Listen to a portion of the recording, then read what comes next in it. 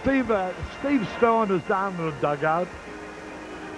Oh, all right, I'll talk to Bukovic. Very good. Thank you very much. All right. Hey, Book, how are you? I see you, Harry. Okay. Listen, I don't know how you're going to talk following Digger Phelps, I tell you. I wasn't listening, so. Well, that's a good thing. Hey, you know, with all these rumors going around, John, you named bandied around going to Philadelphia as a third base coach for Lead, as a possible successor here to Gene Michaels. What's your feeling about all this? Well, I mean, that's all speculation. I haven't heard anything, from anybody where it could be concrete. I don't know anything about going to Philadelphia. I don't know anything about the situation here. I'm enjoying what I'm doing. Sunberg's underneath me trying to light my foot up right now. I'm enjoying what I'm doing here, and I'm just worried about today and no further. I know it must be embarrassing. That's why I thought I'd throw it at you now and let you speak on it if you would. Well, you know, Gene and I talked the first day something came out, and we talked about it, and you know, he's been very good to me the 2 years that he's been here, and we get along fine. He says, don't worry about that. Anybody can start a rumor, and you know, we just go day to day, and we'll see what happens. That's all. The cover's almost off the field now. John, looking at this ball club, do you think the young pitchers have made any progress at all this year? Forget about the wins and losses, but as pitchers. Well, I think there's been periods where there's no question that they should have at least proven to themselves that they can do some things. I think Jamie Moyer earlier in the year showed that he could win by, I said last year that he changed speeds, and that this year he coupled that with the fact that he used both sides of the plate. And I think when he does that, he proved to himself that he can pitch and can win. Maddox, I'm sure that he's a little disappointed, but in the same sense, you got a kid that's 21 years old with an outstanding arm, and I think down the road he's going to be very productive here in Chicago. Lester Lancaster has been used in a number of roles, and you know, he's 6-1. He's pitched well his last few starts. He pitched one game where he started, went 4 1/3 innings, didn't pitch well. We gave him a day off, and the next day Gene went back to him. He pitched 4 innings, pitched exceptionally well, so he's pitched in a number of roles and done well. So yeah, I've seen progress from the 3 kids. You know what's kind of tough, I imagine, for everybody connected with the ball clubs is to see so many guys up and down your lineup having career years and home runs and still struggling to stay over the 500 mark. Well, you know, we've had some guys, especially our outfield's been very productive this year. You know, we lost a combination in the middle earlier in the year and for a 2-month period there, but every club that's been ahead of us or is ahead of us in the standings have gone through their periods too. So, you know, we can't say we were the only club that was hurt during the year, and I think at times that we didn't pick that slack up.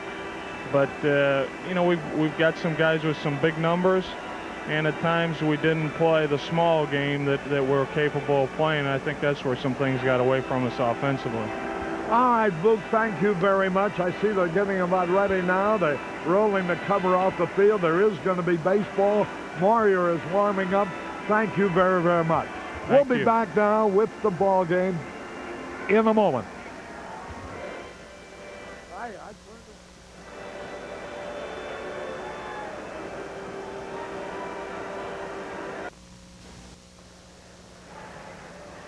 With Steve Stone and Harry Caray back in the ballpark, here are the lineups for today's game. There's the Pittsburgh lineup with Bonds, Lynn, Bonilla, Diaz, Harper, Cole, Ortiz, Pedrique, and Brian Fisher, the pitcher. For the Cubs, Martinez will lead it off. In center field, Sandberg, Durham, Dawson, Palmeiro, Moreland, Dunston, Sundberg, and Moyer. The umpires are Dave Pallone, Ed Montague, Lee Wire, and Dutch Rennert. All right. I thought you were down in the dugout. Just outside on the ramp. I think this game might be delayed another time or two.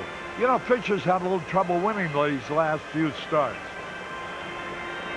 Well, he's had no trouble against the Cubs. He's been out twice against them, and he's thrown 2 shutouts. The earned run average, 0.00. And he shut out the Cubs here in Chicago, and he shut them out in Three Rivers. That shutout at Wrigley Field was on June 19th. The shutout in Three Rivers in Pittsburgh was the last time we were there on August the 5th. And there you take a look at Jamie Moyer. The biggest break that both of these pitchers got was that it did not rain, and then the game was halted after they had thrown a couple innings. If you never go to the mound, even though you warm up, you're not really extending yourself as much as when you're pitching to the hitters. So both of them should throw the ball pretty well, and it should be a low-scoring affair. The wind has shifted. It's now blowing straight in, and it'll keep a lot of fly balls in the ballpark. And if Jamie does what he did last time, he can be effective. You know, Jim Sundberg went behind the plate, a move that Gene Michael wanted to make, casting no aspersions on the ability of Jody Davis, but the fact that he thought that Jamie needed a different look and a different man calling the pitches, Sundberg did a very good job. He worked the slider and the curveball at Jamie Moyer, something that he had forgotten about. He was going to the fastball and straight change almost entirely. So look for some sliders inside today, a few curveballs away from the right-handers, and he should be successful when he gets the ball over. In the last 5 appearances, Fisher has a record of 0-3. An earned run average of 5.97. And the last win that he scored was against the Cubs on August the 5th, a complete game shutout, in which he only allowed 6 hits. So maybe that's what they mean about not matching up well, meaning we don't hit their pitchers well for some reason. One of the reasons why we've had some problems with the Pittsburgh staff is they've been almost entirely right-handed, and a lot of them have good breaking balls, and it's no secret that the Cubs have fallen victim to a lot of right-handed breaking ballers because of the way the lineup is usually constructed. But with Jerry Mumphrey hitting the ball very well and Palmeiro in the lineup, they might have a better shot at Brian Fisher today. That's how they'll line up defensively, and back at Jamie Moyer. And we're just about ready. Yeah, the umpires are going to come out in a moment and singing the national anthem. The Palatine Trio is getting set. Well, I noticed Pittsfield, which was 34 games above 500, was eliminated from the Eastern League playoffs, losing to Vermont last night 10-8. So Vermont won the best out of 5 series, 3 games to 1. Boy, I'd like to get a look at some of those guys from Pittsfield, Dwight Smith and Mark Grace and others. Doug DeCenso, they say he's a sensational crowd pleaser. He's a little guy.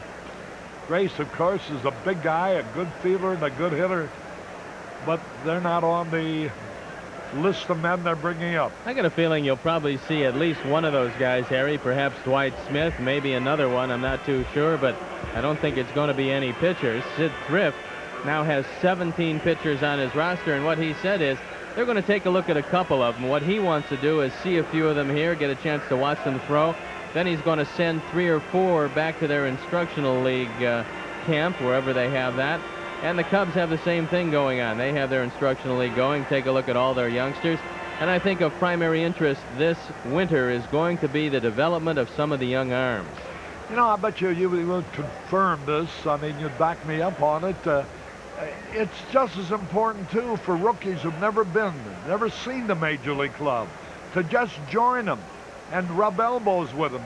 The thinking that one of them. And then when they come back with a chance to make the club, they've gotten that out of the way, because I imagine there's a lot of nervousness with the first day you report to the Major League Ball Club. Also gives them something to shoot for. You see Major League conditions and Major League ballparks, and you see what happens if you work very hard and you get consistent and have the ability to one day make it on a Major League mound. And the fact that you also see them, that they put their pants on the same way you do. And there's nothing to get nervous about. That you're just another one of the ball players, another one of the men on your team. And that, of course, is important to a youngster. Now, our national anthem.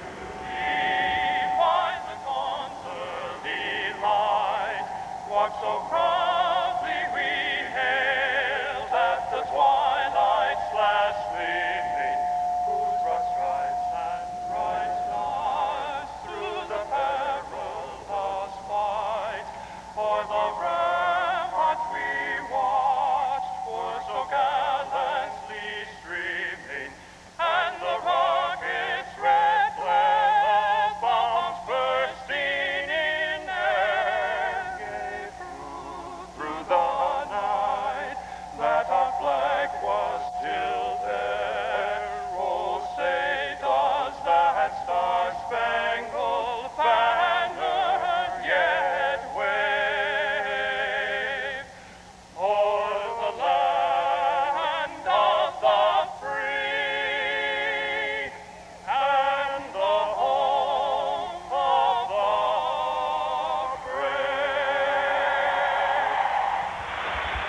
Hey, that was the Palatine Trio, and they did a great job on the national anthem. Where does the Palatine Trio play? They play somewhere in the area? They're very good. Yeah, probably in Palatine. We're ready to play baseball.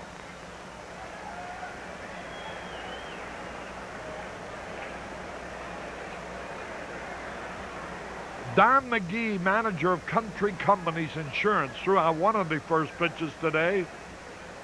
There's Loretta Stenson for Pepsi-Cola, who threw out the first pitch. And here's the third one, Jim Waters of Dunkin' Donuts. All right, well, should have let the little boy throw it out.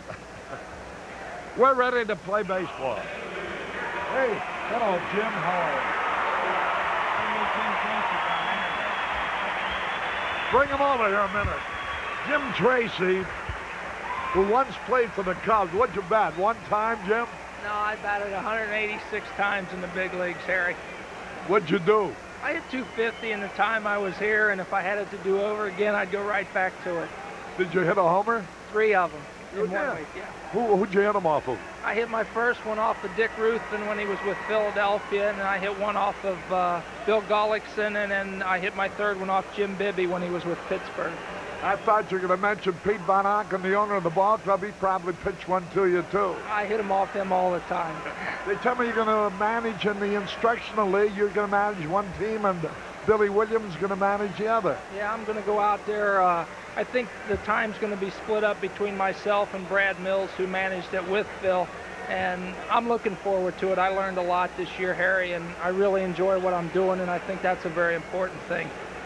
Of the fellas you managed down in Peoria this year, I asked Pete Van Aken the question yesterday, who do you think really has the best chance to someday play here with the Cubs? Well, I listened to you and Steve and Pete talking yesterday, and I would say probably overall our best prospect that is the closest to being ready to move on was Jerome Walton. He just had a fantastic year for us, and Derek May's not too far behind. I think of all the guys we had on the club this year, he was definitely the most improved player that we had. He really came on towards the end of the season. He hit 9 home runs from July 1st to the end of the season, and he looks like the type of hitter to me that's going to hit a lot of home runs someday.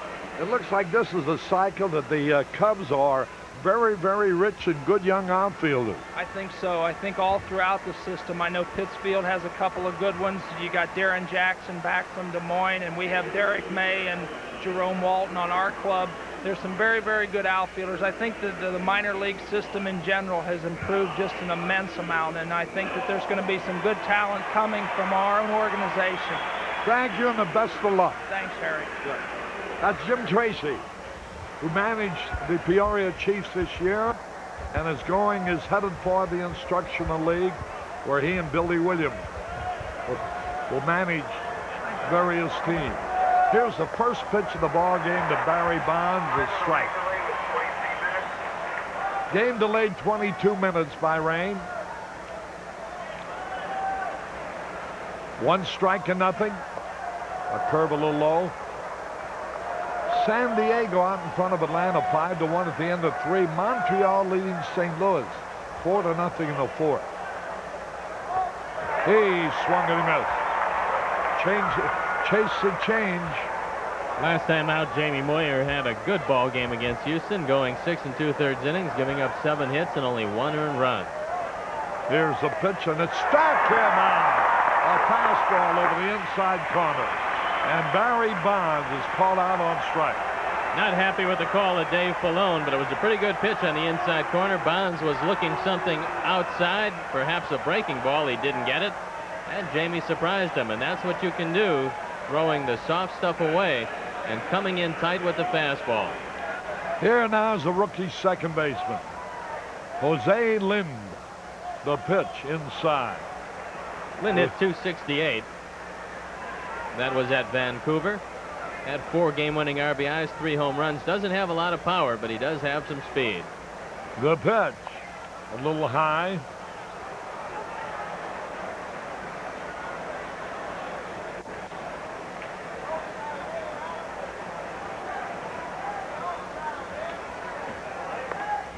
strike is called.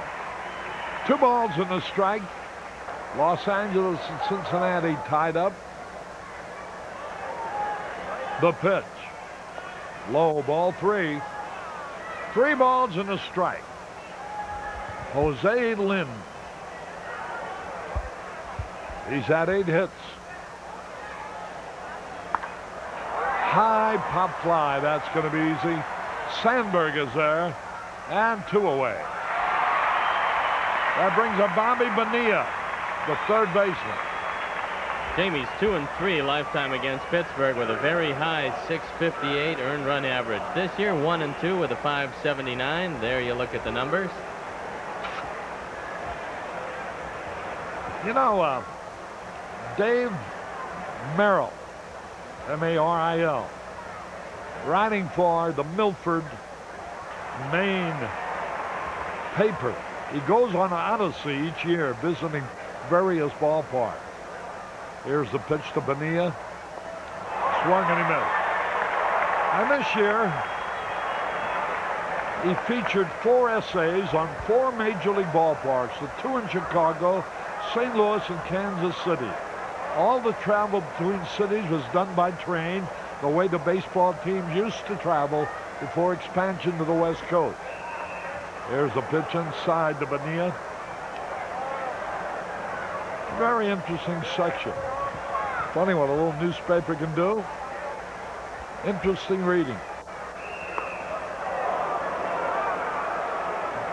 Fine stories on both Wrigley Field and Comiskey Park.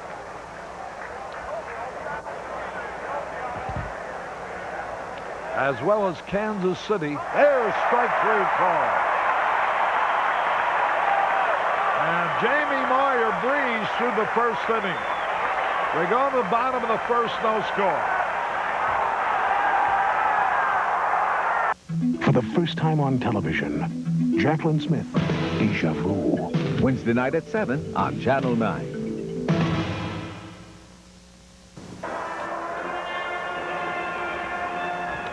Harry Caray and Steve Stone, we go to the bottom of the first. In Milwaukee, the American League slugger, George Bell, was hit by a pitch in the first inning by Bill Wegman, pitching for Milwaukee, and had to leave the game.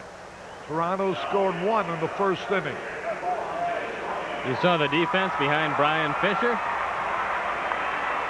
This is a rematch of the game back on August 5th, where it was all Fisher in Pittsburgh. He defeated the Cubs and Jamie Moyer 10-0. And the Cubs still looking for their first run of 1987 off the hard-throwing right-hander, who's 6'4", 210 pounds, out of Honolulu, Hawaii. Now lives in Aurora, Colorado.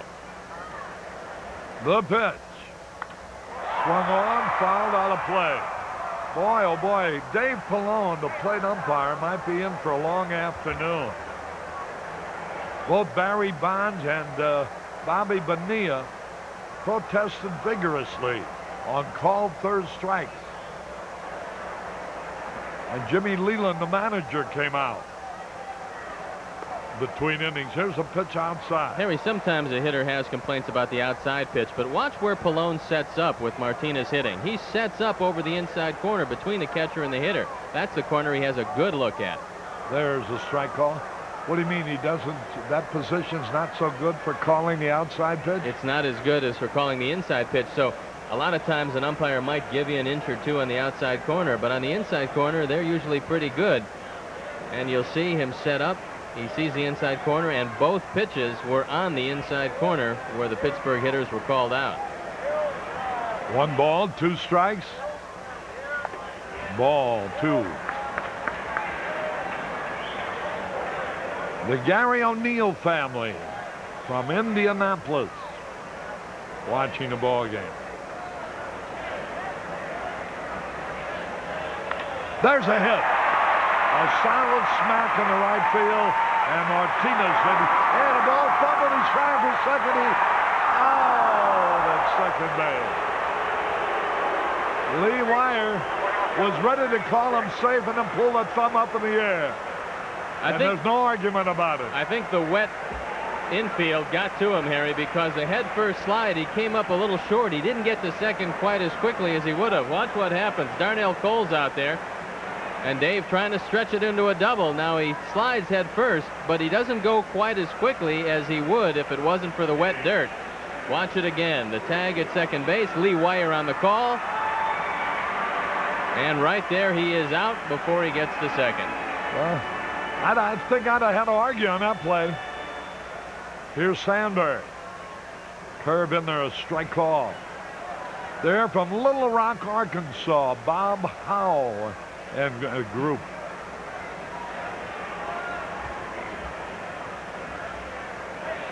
One ball, one strike. Montreal now leads the Cardinals 7-0 at the end of 4.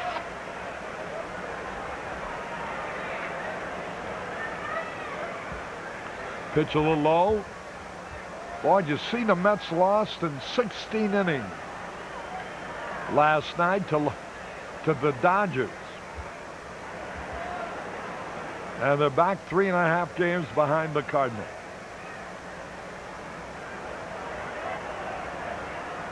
That was Darnell Coles who made the throw in right field. He's a converted third baseman, had his troubles in Detroit defensively, and Jim Leland is trying to determine if he can be a member of that outfield.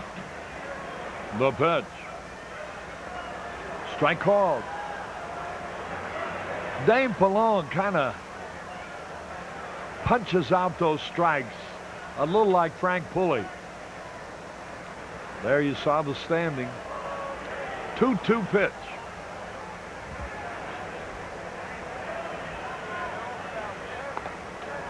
The count is full. 3 balls, 2 strikes. Sandberg hitting .305 with 15 homers, 53 runs batted in. He's one of the few Cubs with a good average against the Pirates pitching. He walked him. Here's Durham, who hit 2 home runs, his first 2 times up yesterday. Fisher's given up 21 home runs in 152 innings, so he does give up the long ball.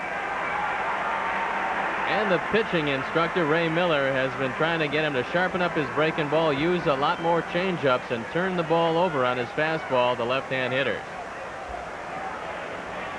The pitch, a little bit outside. The crowd held down by the threatening nature of the weather.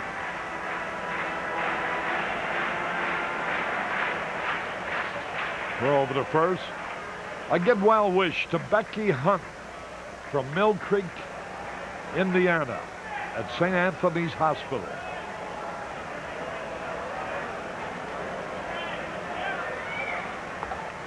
Pitch outside. And Junior Ortiz now going out to have a talk with Brian Fisher.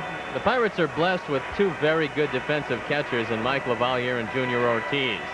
Both of them add a little something different to the offense, but both very good throwers, both very quick, and each of them really calls a good ball game. Henry Nelson is here with the freshman class of Wheaton College. That's part of the orientation program, some new students, bringing them to Wrigley Field.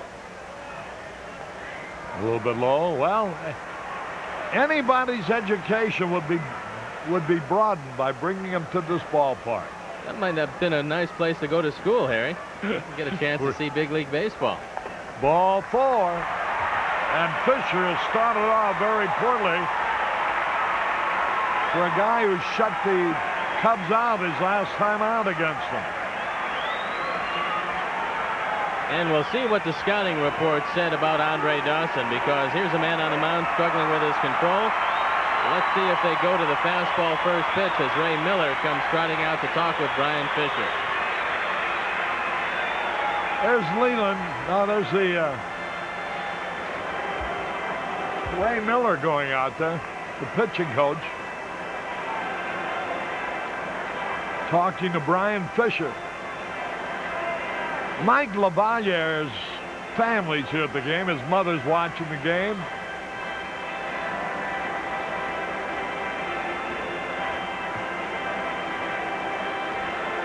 Mike is the fine young catcher. that the Pirates obtained from the Cardinals.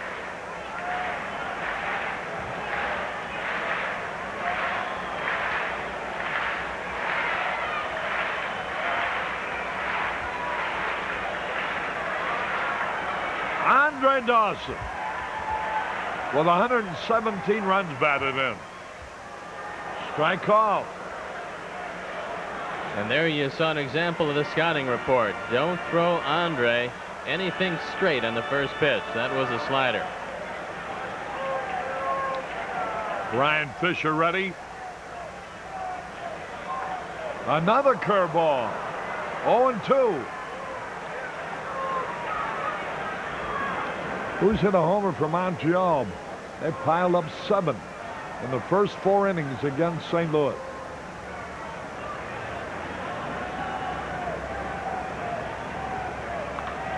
A bouncing ball foul. 0-2 the count. Bobby Bonilla has taken over at third base, and the Pirates say they really like him down there, and what they're going to do in the offseason is similar to what Greg Walker, the first baseman of the White Sox, did last offseason. Get him in an aerobics program, teach him some footwork. He needs a little more quickness because he's a big man. The pitch. He didn't mean to swing. It goes foul. He checked his swing, tapped the ball foul. Bevan Ron Arnell from Schaumburg, celebrating a wedding anniversary, number 26. I'm sure they never had an argument.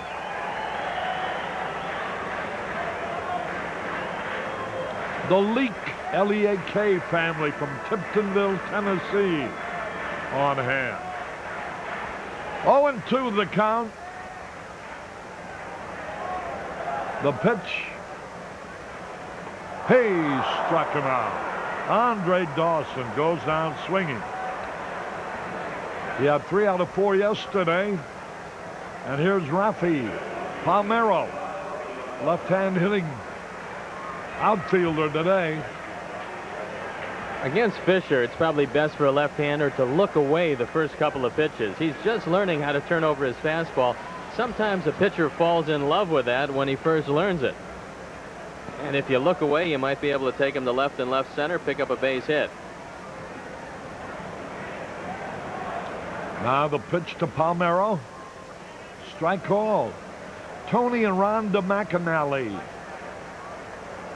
making their first trip to Wrigley Field. They're from Johnson City, Indiana.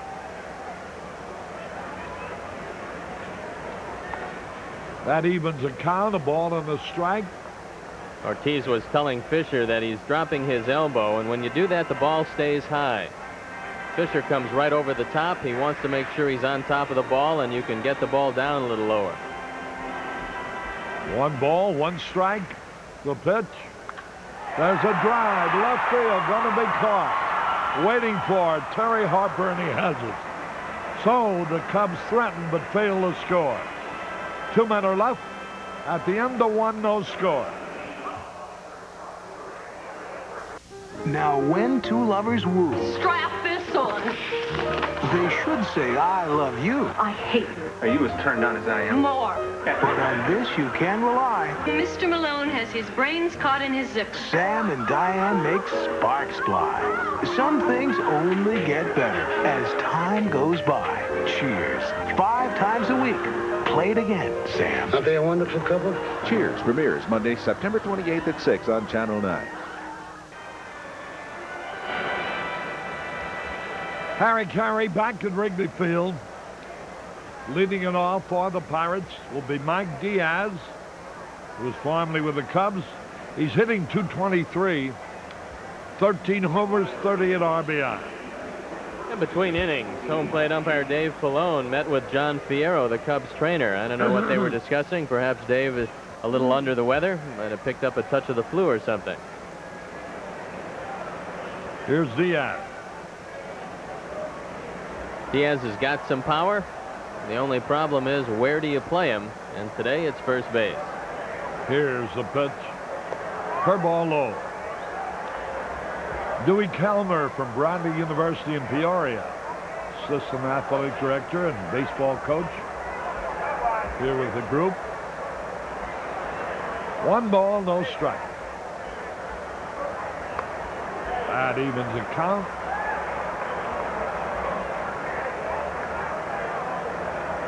One and one.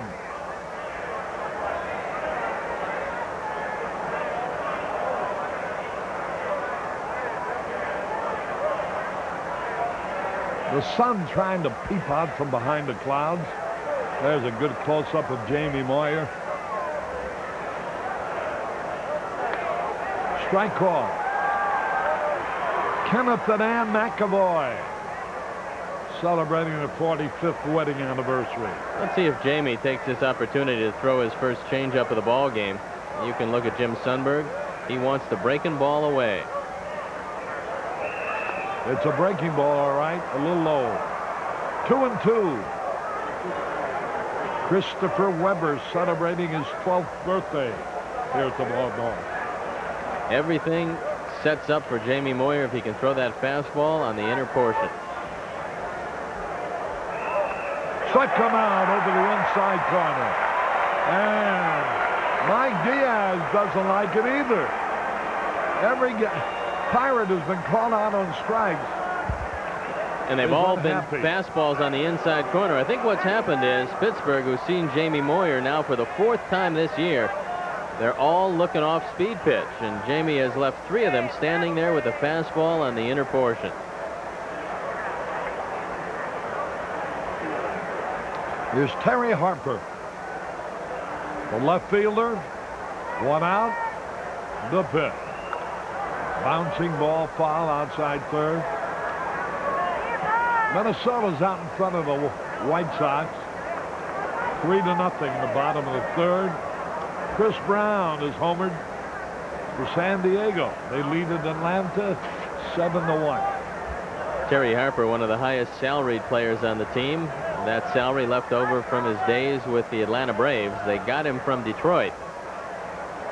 They've got one man over $500,000, Andy Van Slyke. Here's a pitch foul back. 0-2 the count.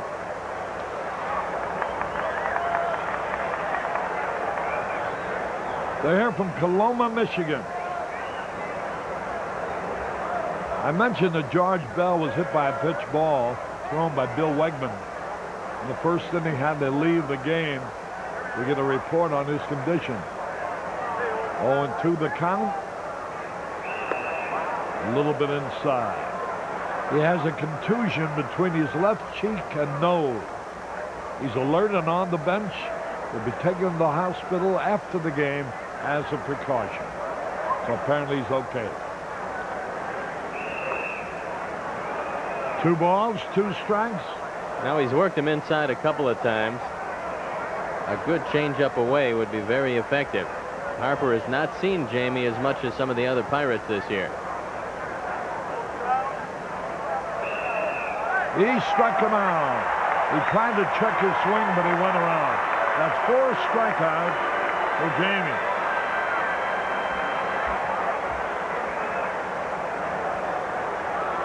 To send congratulations along to Rick Becker of the Riviera Hotel in Las Vegas on his recent marriage to Cindy.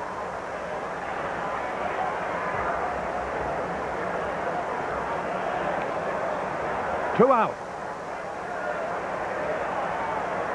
Stacy Hartman celebrating birthday number 24 here. She's from Noblesville, Indiana. There's a pitch a little low. Darnell Cole played third for the Tigers. They were very high on him 2 years ago.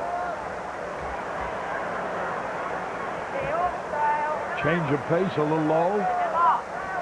2 balls, no strikes. Cole's really had his problems defensively in Detroit.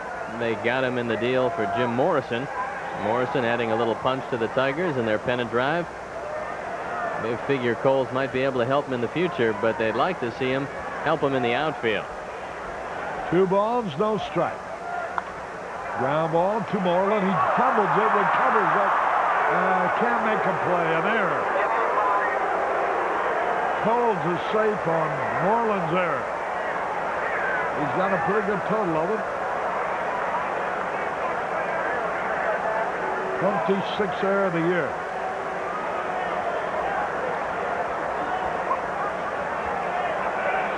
Ground ball right at him. Then he tries to pick it up and can't come up with it. Coles has not stolen a base yet for the Pirates. He's been thrown out stealing twice, and he hasn't seen the move of Jamie Moyer yet, so he'll probably be careful.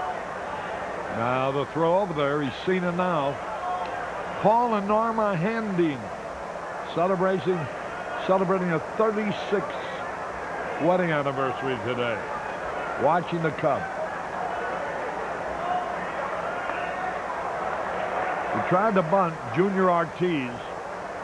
He's hitting .268. He's had good luck against the Cubs, batting .438 with 7 out of 16. And he's really worn out right field against the Cubs. He loves to go that way. The pitch. Swung and a miss. Strike 2. Good slider.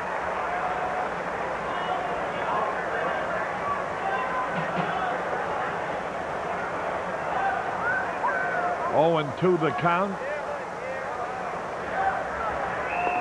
Outside. Ryan Burroughs here with his folks from Normal, Illinois. Pitch inside. 2-2.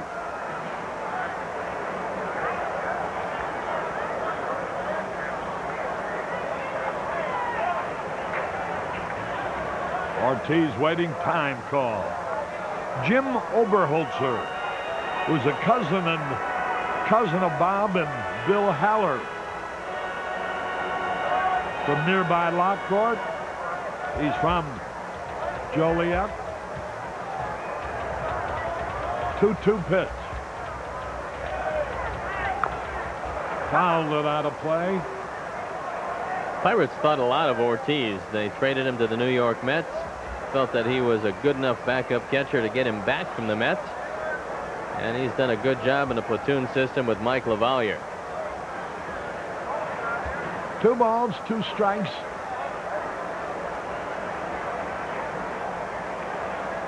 Thrown over to first. Well, the ballpark in Montreal must be easier to find than the one in Atlanta. Pascal Perez, pitching for Montreal today, has a 7-1 lead. There's a ground ball. Moreland's got it over to first or over to second to the far side. 1 left. 1 reach base on an error.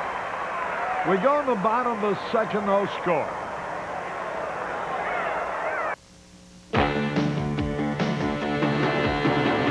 We got our hands on a one of a kind. We got the juice, lemon lime.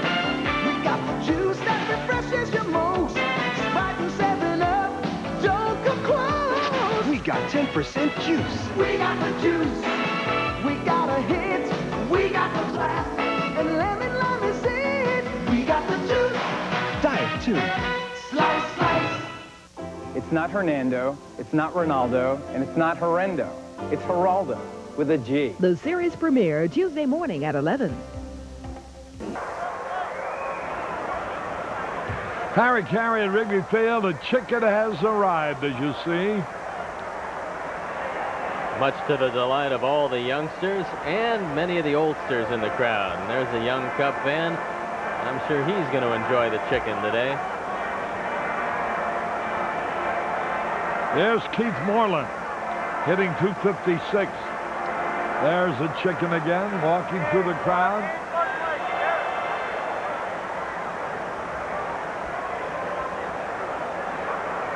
Other than the tail, I don't think it looks like a chicken. I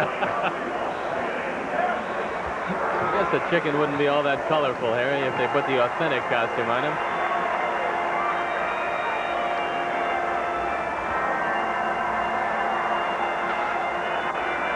There's Brian Fisher ready. A little bit low. Phyllis and Stan Paglis from Tampa, Florida, visiting relatives in Rockford here at the ballpark. 2 balls, no strikes.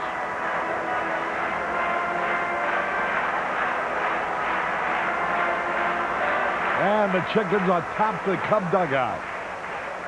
There's a high fly ball, easy out. Barry Bonds is there. One away. There's Sean Dunston hitting .264. There's Brian Fisher.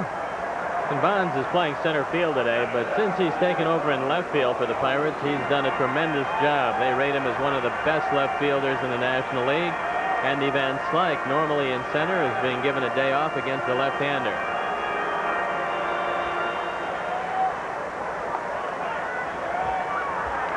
One ball, no strikes. 7-1 Montreal over the Cardinals at the end of 5. Swung and he missed. 1 ball, 1 strike. Harry, between innings, you mentioned one of the men that we keep saying is one of the most underrated managers in the game, Buck Rogers, and what a job he's done. Really. Now the bouncing ball. Nice play by Bonilla. Bullet-like throw for the out. Bonilla, nice play to his left. He's a big kid. You can see why they're high on Bobby Bonilla at third base. He's got some quickness. They'd like him to quicken up his feet some in the offseason, but he's got a great arm, and he's really made the adjustment well. And the way he swings the bat, he can help him at third. He doesn't have to hit a lot of home runs. Jim Sundberg from Galesburg, Illinois, the hitter.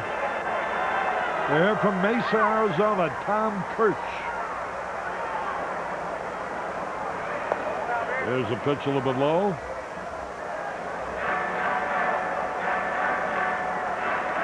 Now what are our friends, Newell Bliss, Pat Patterson, that whole gang out in Mesa are doing. Newell's probably in our bar at Harry and Steve's right now watching the game. Give that nice man a drink on me. 2 balls, 2 strikes, 2 out. Chicken is having some fun with Dave Pallone. He held up on the curveball. Did he go around? No. Steve Kimball and Mary Beth Moore here from Kewanee, Illinois, the hog capital of the world. There's ball 4. He walked it. That brings up Jamie Moyer. He's one of the better hitters among pitchers. He's had 13 out of 54 at .241 batting average. No homers, but 3 runs batted in. And there's a look in at Jim Leland. To his right, Ray Miller, the pitching coach. And Gene Lamont, the local area boy, to his left. There's a strike call. Ron Gersten with his son. Here from Littleton, Colorado.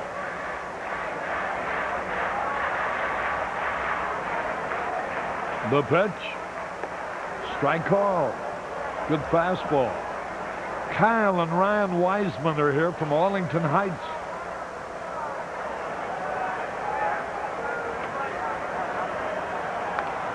Fouled it out of play.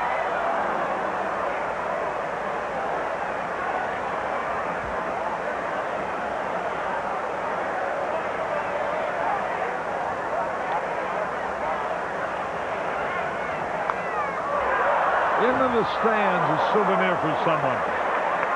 They're here from Cicero, Indiana, the Brookharts.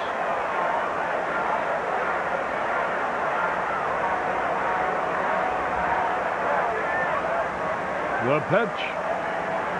Backed off the rubber.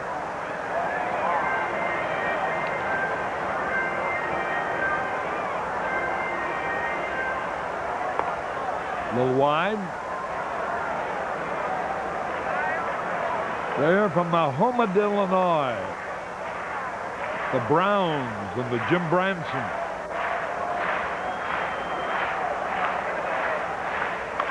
A little ground tap. Who's going to get to first base? He's out.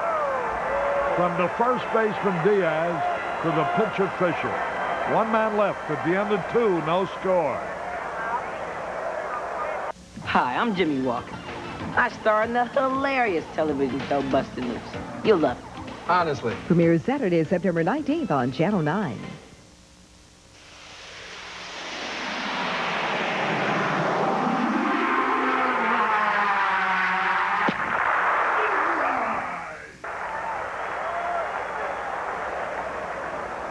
Harry Caray, look at the chicken. Now he's got all the little chickens out there. The chickettes. They can't be his kids, can they? Some of the Cubs personnel's children cavorting with the famous chicken.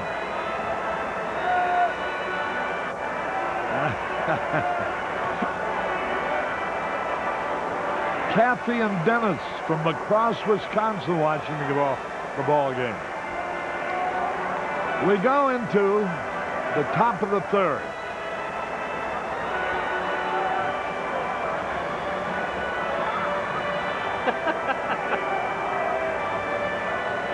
You know, maybe that's what that Pallone needed help for. Maybe you're blowing the smoke down his way. Harry, I'm looking out for your best interest because this is mosquito weather, and if you keep a lot of smoke around, the mosquitoes don't hover around. I'd rather be with the mosquitoes than those cigars. Here's Al Pedrique. What a job he's done since coming over from the New York Mets system. Even Jim Leland is surprised at how effective he's been. Boy, he's hit 9 home runs. That's surprising. He's played a very solid shortstop for him, but the hitting is something that nobody expected. He hit 296 in AAA, but that's not the big league. Here's a pitch a little low.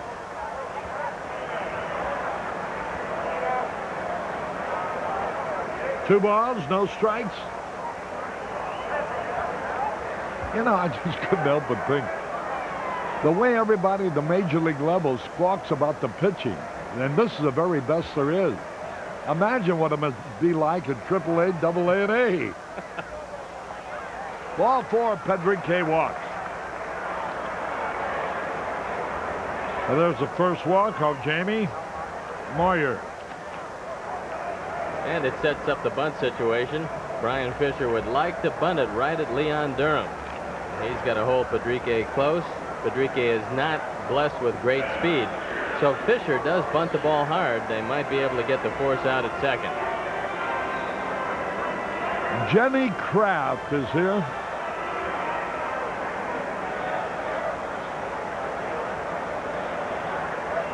From North Lake, the ball's bunted foul. Geraldo Rivera brings his unique style to the talk show forum now 5 days a week. It's called Geraldo, and it begins tomorrow morning at 11 o'clock. Geraldo, definitely not all talk.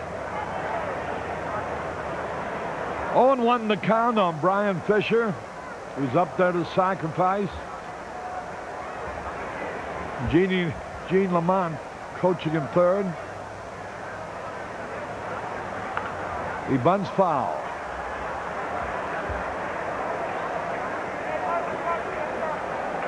And now it's 0-2. You know, Fisher has 2 runs, 2 homers, which tie him for the league among pitchers with Bob Force, who's also had 7. They had 2 home runs. And they both have 7 runs batted in. That's also tied for the lead. He bunts in the air, and he's out. Brian Fisher popped to Durham. He's probably thinking, how can I have a great hitter like me bunting? Well, that time he bunted like that, popping it up. Jim Leland figures in a close game he wants to get the man to second base. It's a high slider, and you can see Fisher pull back on the ball. That's all it took, and Leon Durham does the honors. Now here's Barry Bonds.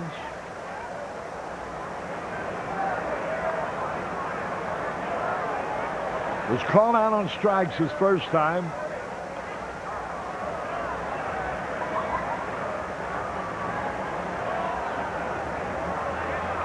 Cloudy day in Chicago. It's held the crowd down, but we have about maybe 25,000.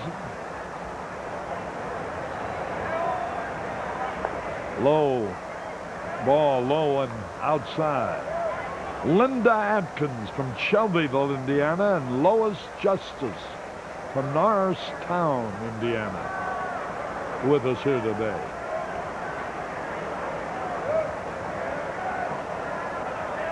Woo, he had a good rip.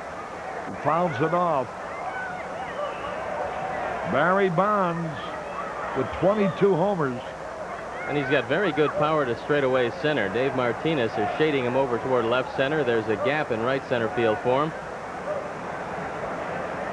He has become a pretty good hitter. 1-1 pitch. A little low. 2-1.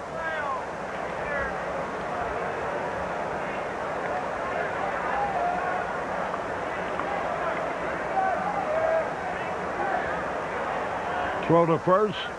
They're here from the Naval Hospital at Great Lakes. You can throw the ball by Barry Bonds up and on the inner portion of the plate. The pitch. Double play ball. Sandberg to Dunston for one over to first. Oh, a double play. He hit that ball like a shot right at Sandberg. He turned over the double play via Dunston and Durham. We're going to the bottom of the third, no score. Chicago. It's a city of tremendous diversity. Its rich mix of neighborhoods and cultures makes this a city unique in America. Well, beginning this fall on Channel 9, my new show will bring you the people, the problems, and the topics that affect Chicago. You'll go to where the news is happening. You'll get involved. I'll give you a chance to take a stand. So join me and my studio audience for Geraldo, beginning weekdays this fall on Chicago's very own Channel 9. The series premiere tomorrow morning at 11. Harry Caray and Steve Stone as we go on the bottom of the third. Davey Martinez, who's single to right, is out trying to run into a double. 2 walks followed, so the Cubs had a great chance. But since then, Fisher has settled down. And Steve Napleton from Northwestern Buick and Evanston is at the game today. Davey Martinez. Whoa, a wild one. A 2-run homer by Andres Galarraga, his 12th of the year, has increased the Montreal lead to 9-1 over the Cardinals. They come into today's play 5 games back. 1 ball, 1 strike. Martinez shortened up as if he were going to bunt.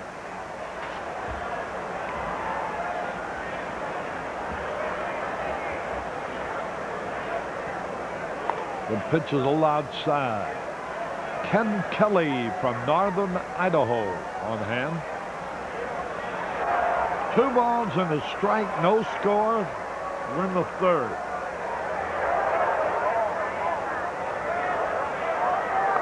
He swings and he misses.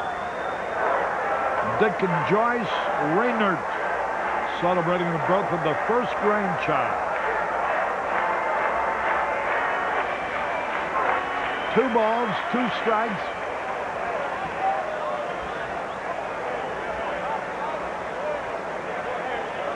He struck him out.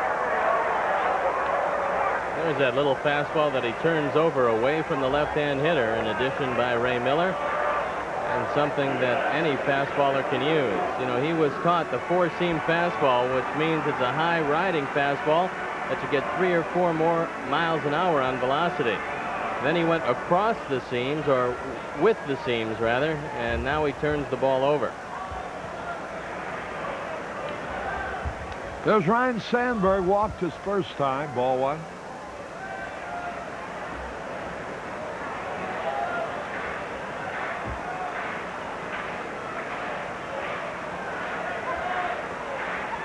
One ball, 1 strike.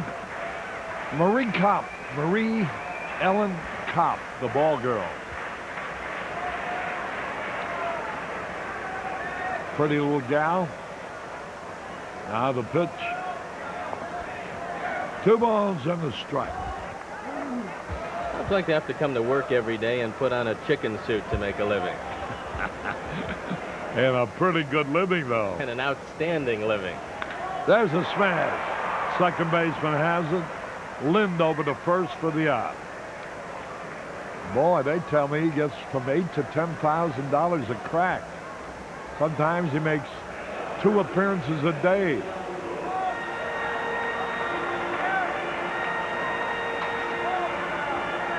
Here's Leon Durham. Walked his first time. There's Gene Michael looking on. Swung and he missed. Gene promises to get Damon Berryhill and Wade Rowden in the lineup in the not too distant future.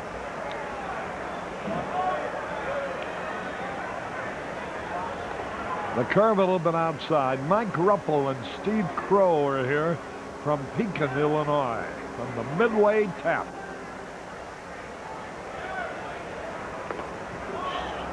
Strike call. And it's 1-2 now.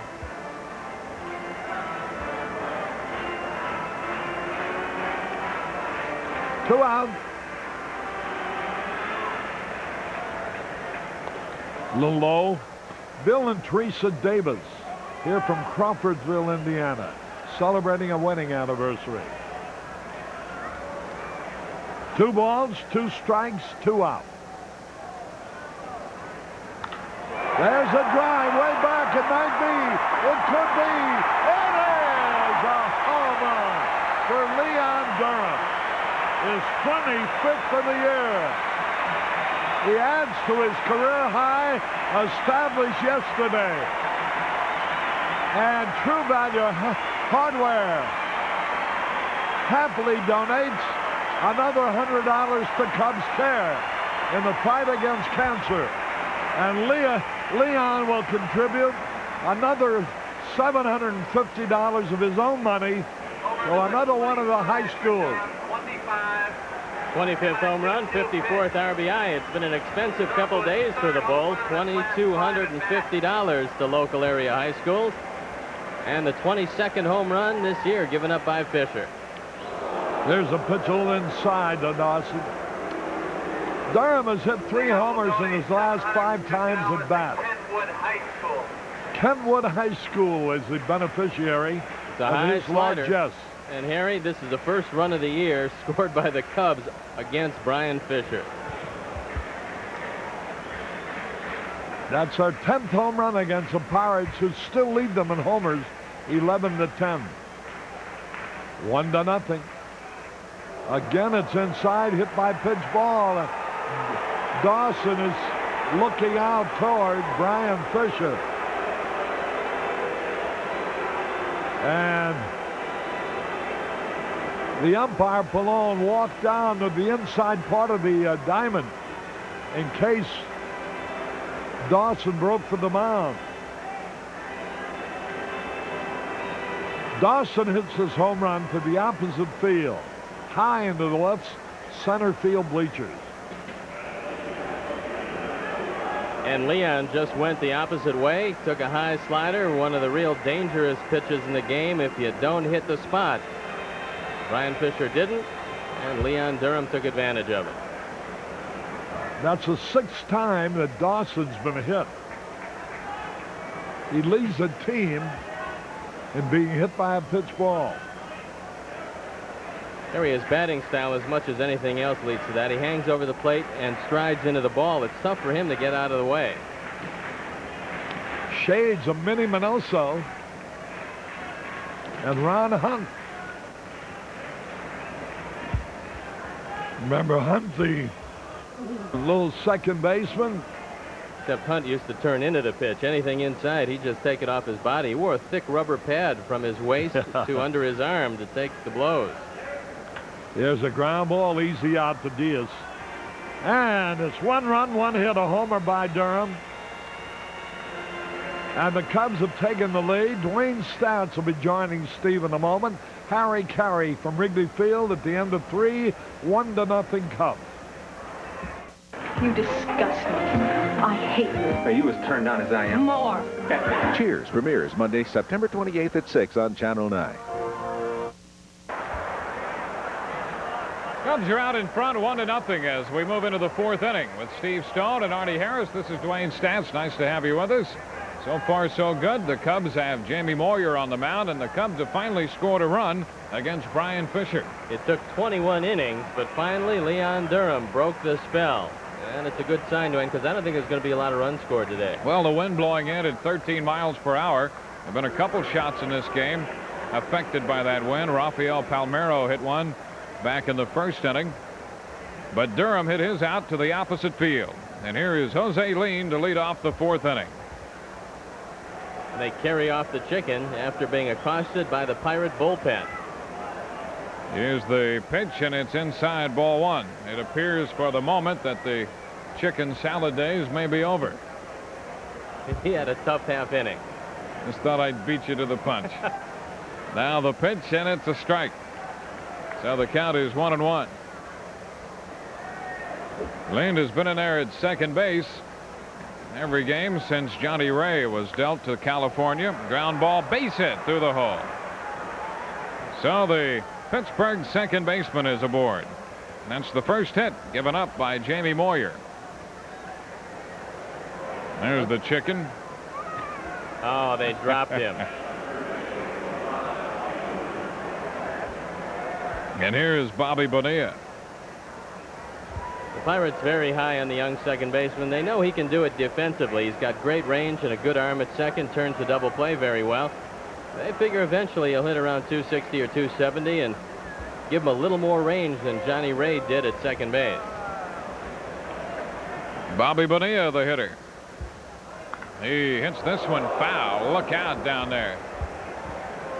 Down in the vicinity of our cameraman.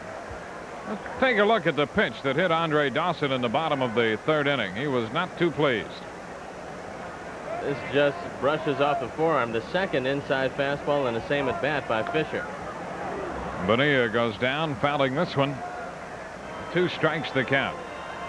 Bonilla, a little better hitter from the right side, where he's hitting .301 as opposed to .284 left-handed, but his home runs evenly divided at 6 and 6. It's always a surprise to see a guy 6'3", 230 pounds. You think he can hit the ball 600 feet. But Bonilla's always been a contact hitter. Now they figure as he gets a little older and plays a few more games, he might eventually be a 20 home run man. Right now he's content with hitting around 300. And he is a valuable member of this ball club and would be most valuable if he learned third base. The Pirates are very pleased with what has happened so far over there. Another foul ball. 2 strikes the count, and Bonilla is showing signs of becoming more of a power hitter. He had 3 home runs all of last year, 2 with the White Sox and 234 at bats, and 1 with Pittsburgh and 192 at bats. Another foul ball. I think what's interesting is what they want to do with him in the offseason as far as the aerobics program and perhaps a little dance work. They want him to quicken up his feet at third base. They figure he's got a strong arm and he's got very good hands down there. He's shown that. But they want him to get a little quicker both to his right and to his left, and they figure they can do it just like they did it with Greg Walker of the White Sox, something that Jim Leland is very familiar with. Bonilla can be very aggressive up there. Moyer out in front, 2 strikes. And the pitch inside. 1 ball, 2 strikes. Jamie Moyer worked Bonilla with a lot of off-speed stuff in Pittsburgh. Let's see if Jim Sundberg goes back to the changeup away. The 1-2 pitch. And he missed. So the count is 2-2. Well, Bonilla was called out on strikes his first time up there, and he could hardly wait for the pitch to get to the plate. There was a lot of movement in the batter's box from Bonilla. Now the delivery swung on, and a high drive deep to left field. Palmeiro back near the corner, and that ball is foul. A long foul ball by Bonilla. That's some of the power the Pirates are looking for from this guy. He's hit 12 out. Got hold of that one, but pulled it foul. Jamie Moyer breathes a sigh of relief. He's shown every indication of trying to pull Jamie. Jamie with the 2-2, missing down and in.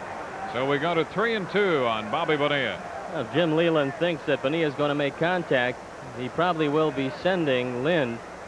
Let's see if Jamie gives him a good move at first base. Lean back in at first base.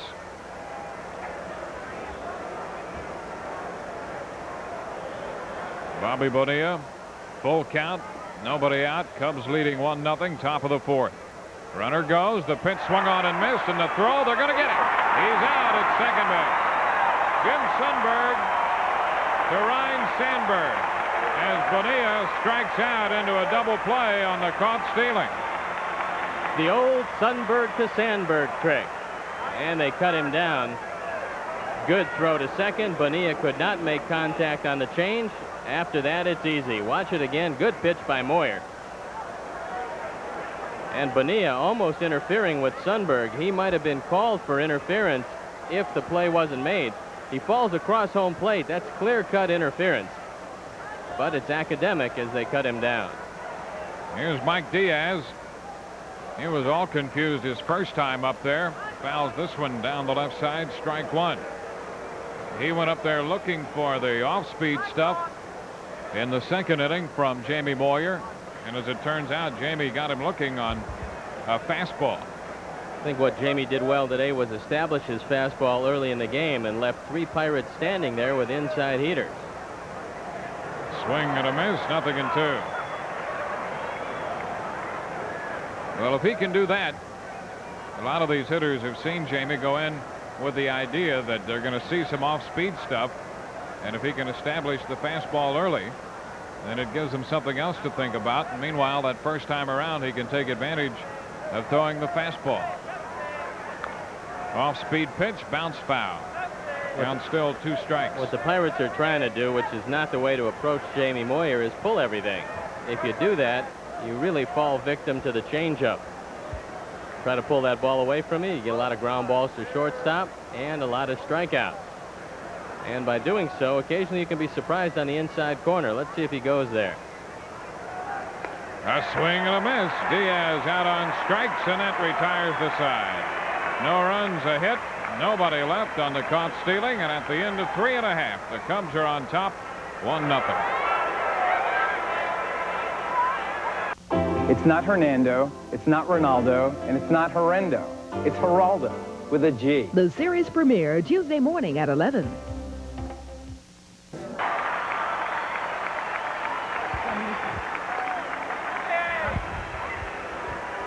Back at Wrigley Field, bottom of the fourth, with the Cubs on top 1-0. Adrian Zemed in the booth with us. And Adrian, you're in town for a very special event here going on. Yeah, I'm hosting the MGA telethon. I just want to remind everybody it's here on WGN, and the phones are still open. That phone number is 228-3000. I've said it since 9 o'clock last night. My brain is all fried.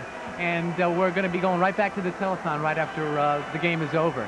Jamie's looking real good. He's got a lot of control going for him. I think Keith Moreland's coming up right now. All righty. Moreland stepping in, and the first pitch is a strike. On the other side of the coin, we're happy to see the Cubs score a run off this guy, Brian Fisher. You know, the Pirates have always, this season apparently have been a lot of trouble for him. So it'd be nice if Jamie can go the distance and we can nail this one down right away. I feel if we can get a 15-game winning streak, we'll be back in it. I think we can do it. I mean, I'm the ultimate Cub fan, so, Dwayne, I want to... Moreland with a shot back into left center field, but Bonds is there to make the catch. I just want to say, I don't know how you put up with Steve and these comments that he comes up with all the time. It's unbelievable. No, really, Steve, you did a hell of a job that whole time that Harry was out with all of the people who really didn't know what they were talking about. He's looking for a writer, so if you know of somebody with a little free time... I'm writing my own show right now, so maybe I'll help you out a little. Adrian, you've done a great job with the telethon, and I hope there's many more dollars to be raised before it's over. Thank you. Sean Dunston steps in, and the first pitch is in there for a strike. Well, I'll tell you, with some of the stuff Steve comes up with, I'd like to do something like this to him. The chicken was at the top of his game between innings, taking on the whole bullpen. This is great. That's the 1-2 punch and then some. Showing a big right hand in the early going. There's no question this guy's an actor from Hollywood. Dunston with a fly ball back into center field. Bonds drifting to his left, in and under, and he makes the catch, 2 gone. 2 up, 2 down for Jim Sundberg. Well, Adrian, you look great. What's going on? You have anything special cooking? Yeah, as a matter of fact, I've written my own show, and we're writing about 6 more scripts, and it's about a bunch of people that I grew up with in Chicago here. I put them all together in one sitcom idea, and we should be going into production on that about February, and it'll be on the air. That's so I'm great. real excited about it. It's called My Kind of Town. We're looking forward to it. Sundberg fouls this one back and out of play. Strike 1. We're in the bottom of the 4th at Wrigley. The Cubs on top 1-0. Leon Durham belting the home run in the 3rd, his 25th of the year. Sundberg taking one inside off the plate. 1-1 the count. Moyer and Fisher opening the series. This one down and away. I like the optimism, Adrian. Win 15 in a row. We're right back in it. The ever optimistic Cub fan. The Cubbies can do it. I know they can. I'd like to get it started right here. Pittsburgh's been tough on him. Foul ball out of play, and that evens the count at 2-2 to the tune of 3-9 this year. Last year, much the same way as the Pittsburgh Pirates, for whatever reason, have dominated the Cubs the last 2 years. Ball 3, so the count is full. Sundberg walked his first time. That brought Moyer to the plate back in the 2nd. Now he's gone 3-2 again here in the 4th. And he pops it up on the right side. The second baseman, Jose, leaned after the ball, under it. In shallow right, and he makes the catch to retire the side. 3 up, 3 down. And at the end of 4, the score 1-0 Cubs.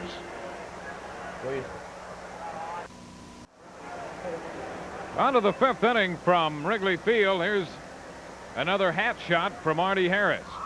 The Pirate hat and the Cub hat. A little hat dance there by the chicken. A smashed hat shot.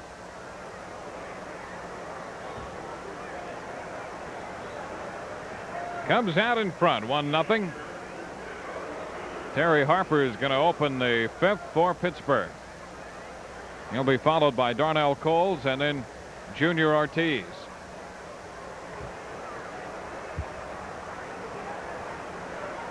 Harper over from the American League, originally with the Atlanta Ball Club. Now back with the Pirates here in the National League from Detroit. And the pitch is too low, ball 1. Harper struck out swinging his first time. Jim Sundberg might have found a home catching Jamie Moyer. He threw a good ball game last time out with Sundberg behind the plate. He's at it once again here today, and he might follow in the footsteps of Tim McCarver and Bruce Kim. Pitch is too low. 2-0, and Ted Simmons and Zane Smith. McCarver caught Steve Carlton, spent another couple years in the league because of that. Bruce Kim was the private catcher for Mark the Bird Fidrich.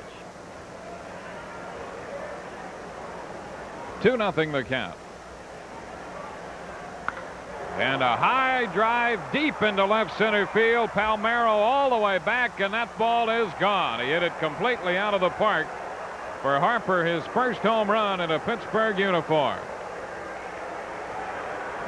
Harper with occasional power. He hit 17 one year with Atlanta and got hold of that 2-0 pitch and sent it out of here to tie the game at 1. Looked like the first mistake that Jamie's made with his changeup today. It stayed up and out over the plate, and Terry Harper hit the ball very well. Take a look at it. It is the changeup. Jamie doesn't get it in the spot he wants, and nothing Palmeiro can do except look up. Here's Darnell Coles. The pitch is a strike call. Coles, 25 years old. He was the #1 pick for the Seattle Mariners in the June 1980 draft. The pitch is low. 1 ball, 1 strike. And in the Kingdome, you know that they were looking forward to a good performance out of old King Coles. This one is a little high. 2-1. Didn't turn out that way, though. He's made some stops since then. I got to make a deal with the chicken for that boxing glove, you know. 2-1 the count. The pitch on the way, and this one a high fly ball hit back into straightaway center. Martinez will have room. Not yet on the track, and David makes the catch for the out. So Coles is out of there. That brings along Junior Ortiz. We're going to take a look at a different catcher in every ball game. We'll probably see Lavalier 1 and Mackey Sasser, acquired from the San Francisco Giants, will catch on Wednesday. So the Pirates with a lot of talent behind the plate. Now they've utilized 46 players to this point. Pitch bouncing all the way back to the screen. Ball 1. They have 2 players, Tim Drummond and Morris Madden, who have not seen action yet. They've established a club record by using 46 players this year. 2 balls, no strikes, the count.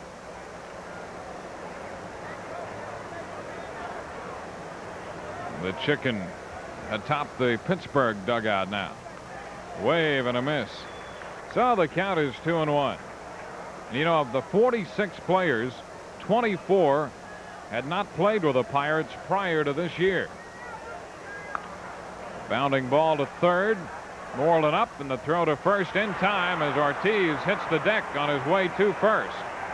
He was sprawled out about 10 feet from the bag at first. Not very graceful. He stumbled and comes up a little short. An embarrassing moment for Junior Ortiz. 2 gone. Here's Al Pedrique. Pedrique drew a walk his first time. The pitch is bounce foul, strike 1. Let's take a look at the trip. It's a short trip, but a trip nonetheless. Struggling to get to the bag.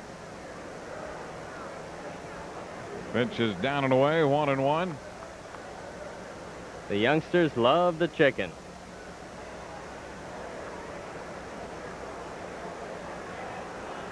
A strike call.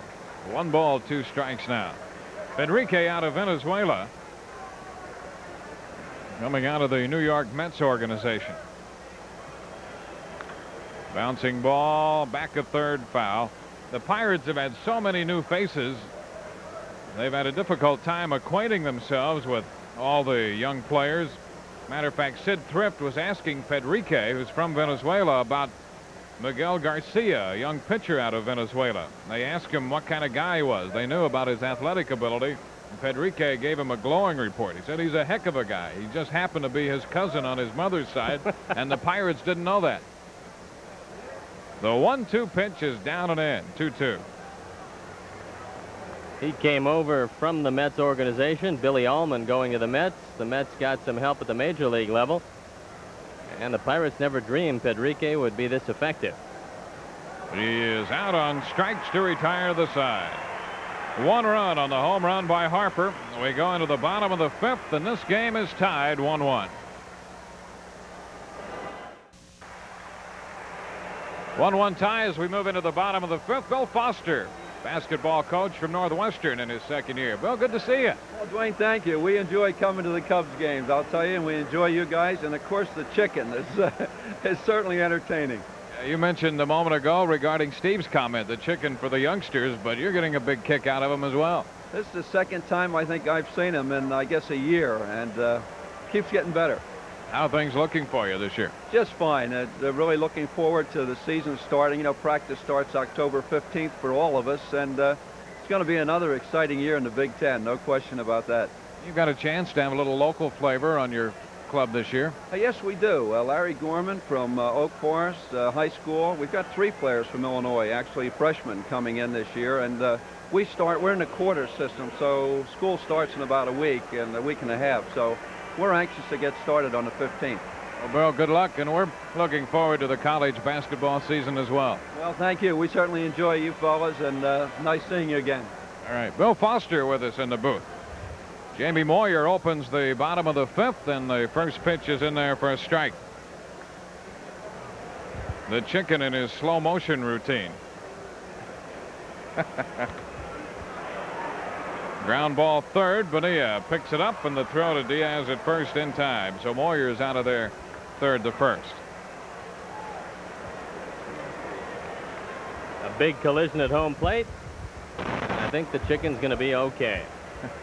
I don't know about Mackey Sasser, though. 1 out here. We go to the top of the batting order. Look at Gene Michael, the Cubs skipper. David Martinez will be the hitter. Happy birthday to John Domansky, celebrating number 77 and rooting for the Cubs.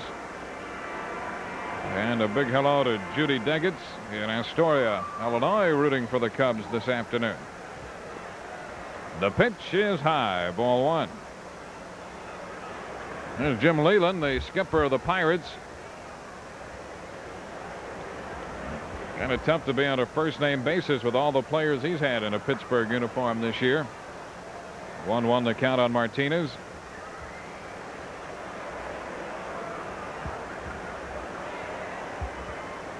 The pitch into the dirt. 2 balls and a strike. Rich Sutcliffe, Scott Sanderson. We're due to see them in this series against the Pirates.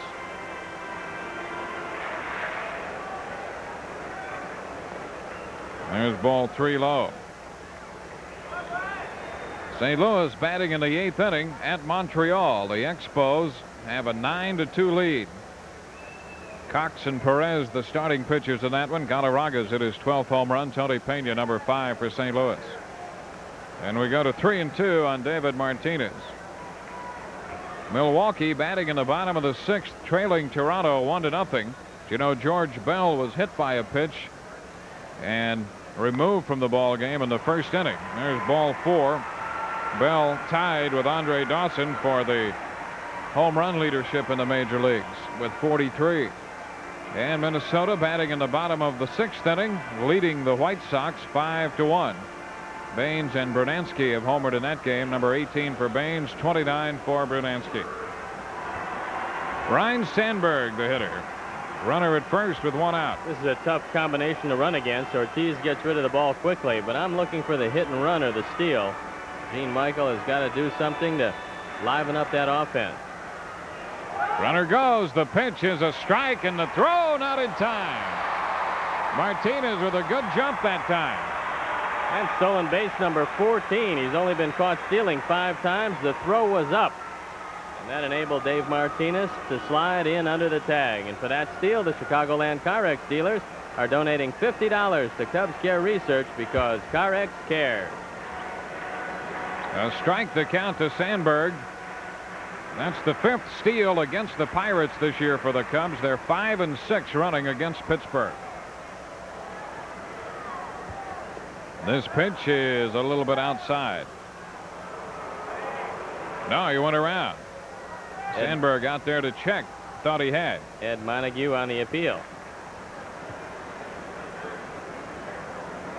So a 2-strike count on Sandberg.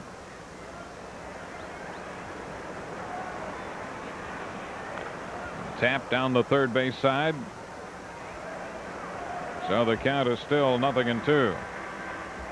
Jim Leland said something interesting about his young pitchers. He said the real good hitters in the league are still victimizing them later in the ball game, but they've gotten a whole lot better against 6, 7, 8, and 9. They're starting to wipe out hitters they should get out. Everybody has trouble with the Andre Dawsons and the Jack Clark. Martinez back in at second. Cubs scored in the 3rd inning on the home run by Durham. Harper has hit 1 out in the top of this inning.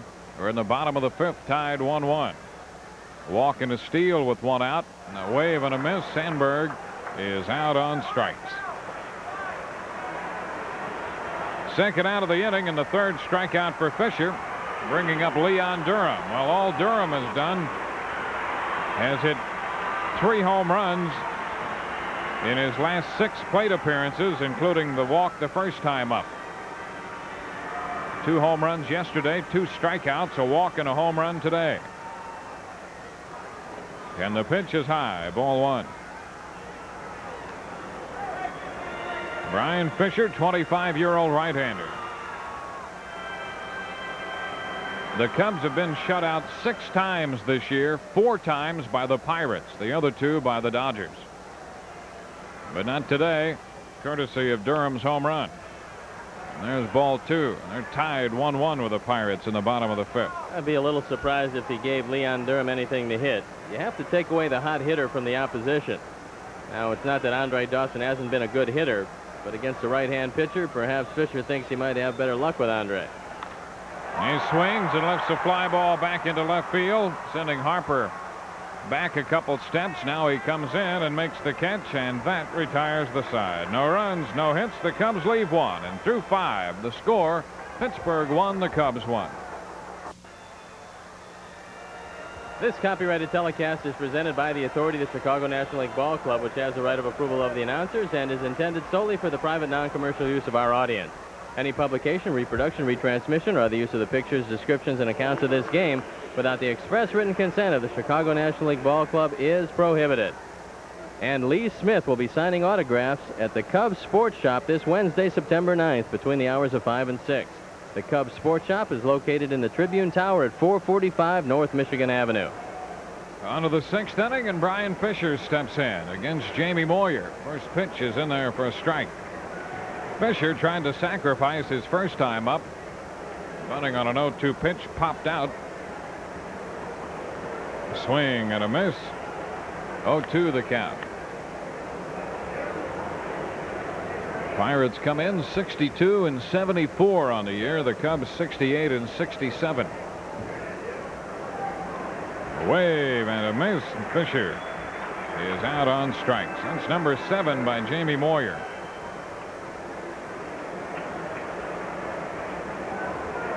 Number 8 by Jamie Moyer. 1 out in the 6th, and it brings up Barry Bonds.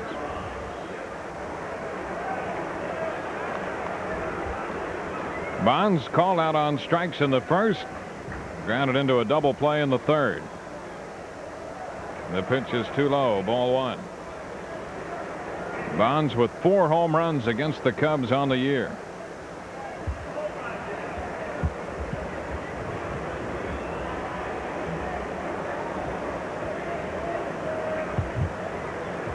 Jamie's pitch, too low, 2-0. Jamie coming off Tuesday's outing in Houston when he won 3-2, allowing a run on 7 hits in 6 2/3 innings. Bonds takes a strike, 2-1. Morris Madden up and throwing in the bullpen, just getting a little work. Hasn't been in a game yet, but you never know. Bonds stepping out. Timeout. Loose ball from the Pittsburgh bullpen. Congratulations to Beth Liston, crowd control supervisor here at Wrigley Field, and John Kelly on their engagement. Through 5, we're tied 1-1. 1 out into the 6th inning. Bonds at the plate. And he takes ball 3, 3-1. Jamie on the year 1-2 against Pittsburgh, a lifetime record of 2-3 against the Pirates. Ground ball, Dunston at short, and the throw to first in time. Barry Bonds out number 2. And in the Consort Control Pitcher Award race, it's Ryan, Scott, Hershiser, Russell, and Heaton in the National League. Key, Saberhagen, Viola, Long, and Candelaria in the American League. That's the Consort Control Pitcher Award race. Here's Jose Lean. 1 for 2. He's singled in the 4th inning. He pops this one into shallow right center. Dawson over, Martinez there, and Martinez makes the catch to retire the side. 3 up, 3 down. We go into the bottom half of inning 6 with the score tied 1-1.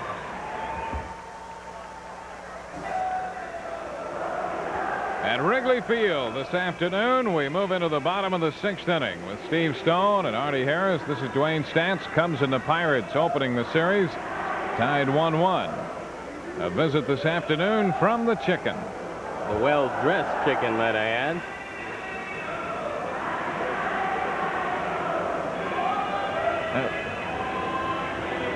A Cab Calloway routine. That's not exactly the soft shoe either, is it? No, he does a very good job.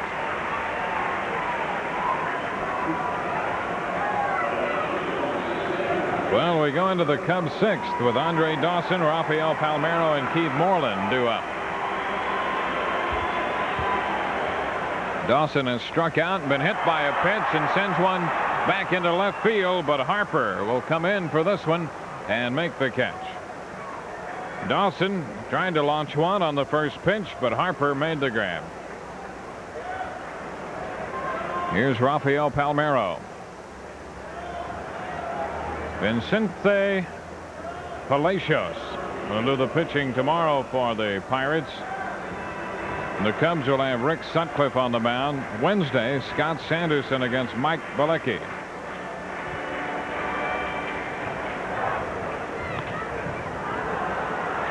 This one popped up for the shortstop Pedrique. 2 gone. 2 quick outs for the right-hander Brian Fisher. I like to see Keith Moreland take a pitch or two. 2 pitches, 2 outs. You don't want Fisher spending that little time out on the mound if you can help it. Moreland so far this afternoon has gone out twice to the center fielder Barry Bonds.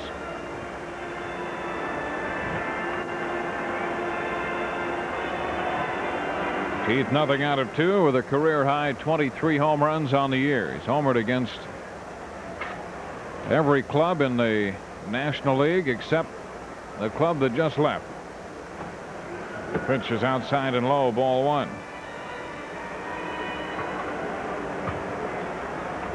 Base is empty with 2 gone.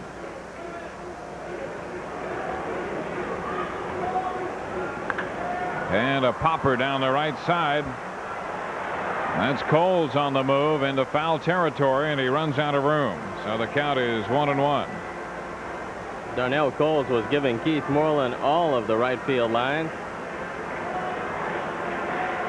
And if Keith goes down there again, he'll have himself a double. Cubs broke out in front on the 3rd inning home run by Leon Durham, but Terry Harper's home run in the 5th tied it. Swing and a miss, and the count is 1-2.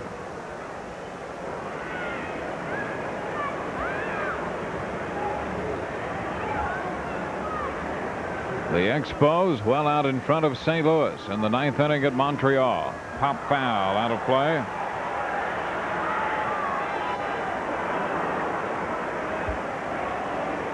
The Reds, speaking of the club that just left here a moment ago, the Reds trail the Dodgers 2-1 in the bottom of the 9th at Cincinnati.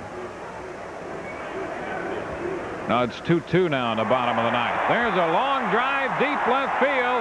That ball's got a chance to go, and it's into the basket, a home run. Keith Moreland has just hit one out against the Pirates, his 24th of the year. And the Cubs are out in front 2-1. RBI number 75 for Moreland, and another $100 from True Value Hardware to Cubs Care and Northwestern Memorial Hospital in the fight against cancer. And that was a basket shot. Terry Harper back in the well. He ran out of room, and welcome to Wrigley Field, Mr. Fisher. 23rd home run given up by Brian Fisher this year. That's the 11th home run the Cubs have hit off Pittsburgh pitching this year. And the Cubs are out in front 2-1 as Sean Dunston takes ball 1 too low. 50th time this year that the Cubs have hit 2 home runs or more in a game. And a happy Keith Moreland got a hold of a high fastball and drove it out of the park. Foul ball back into the screen. 1-1. Let's take another look at the home run pitch. Up in the eyes of Moreland, and he knows what to do with it.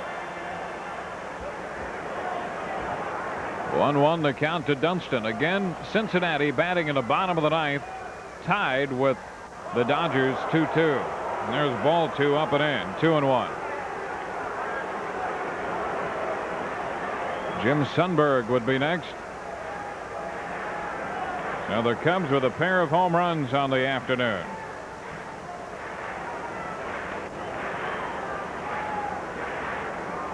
The Cubs have hit 187 for the year. A swing and a miss, and the count goes to 2-2.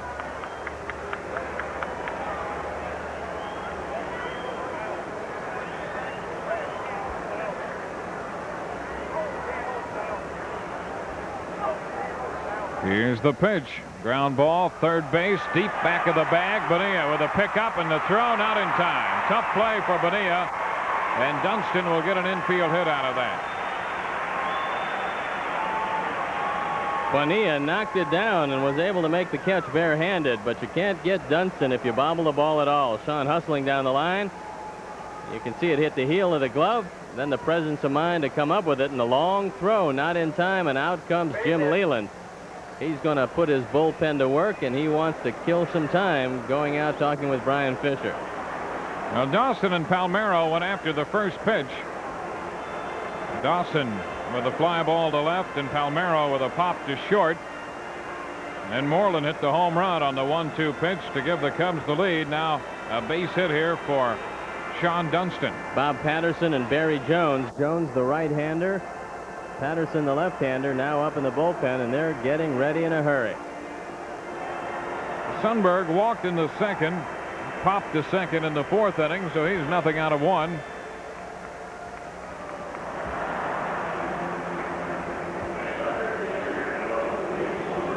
It has not been easy scoring runs against this Pittsburgh club this year. The Cubs have hit 2 solo home runs this afternoon. Dunston breaks off first, and a check swing foul down the right side. Out of play, strike one. And it's a shame that Sundberg couldn't bring the bat back, because Dunston got a tremendous jump against Brian Fisher, would have stolen second base easily. And you might see a pitch out right here. Ortiz looking over in the dugout. Let's see if Gene Michael will have Sean Dunston going again. 0-1 the count. Fisher stepping off the rubber, and Dunston darting back into first.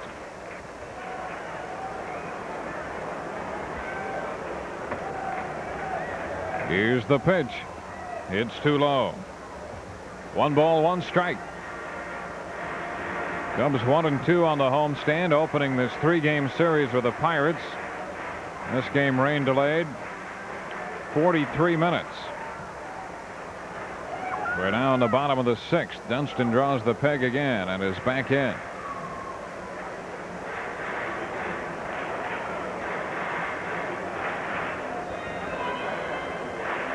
Milwaukee has scored 2 in the 6th to take a 2-1 lead on Toronto. That game at Milwaukee at the end of 6. Dunston 11 out of 13 in the stolen base department. And now Jim Snyder has a word for Ed Montague about Fisher throwing across his body. Snyder wants him to step toward first. The pitch, Sundberg waves and he misses. The count is 1-2. I think it'd be worth it right here to take a shot at sending Dunston. Worst comes to worst, you lead off with the 8th place hitter instead of Jamie Moyer next inning. That's if Dunston is cut down. So let's see what Gene Michael has in mind. It's over in Montreal. The Expos have beaten the Cardinals 9-2. A pitch out, and the throw to second a little high, and Dunston is out anyway on the pitch out, with Lean taking the throw. Dunston caught stealing on the pitch out to retire the side. Cubs pick up a run on 2 hits and leave no one. We've gone through 6. Harry's coming back, and the Cubs are on top 2-1. Jacqueline Smith, a woman from another place. She's been dead for nearly 50 years. Another time. What? Another life. She's dead. Another death. The first time it was murder. Now it may be too late. For the first time on television, Jacqueline Smith, Deja Vu. Wednesday night at 7 on Channel 9. A participating advertiser in the Cubs is the Chicago Tribune. A great city deserves a great newspaper.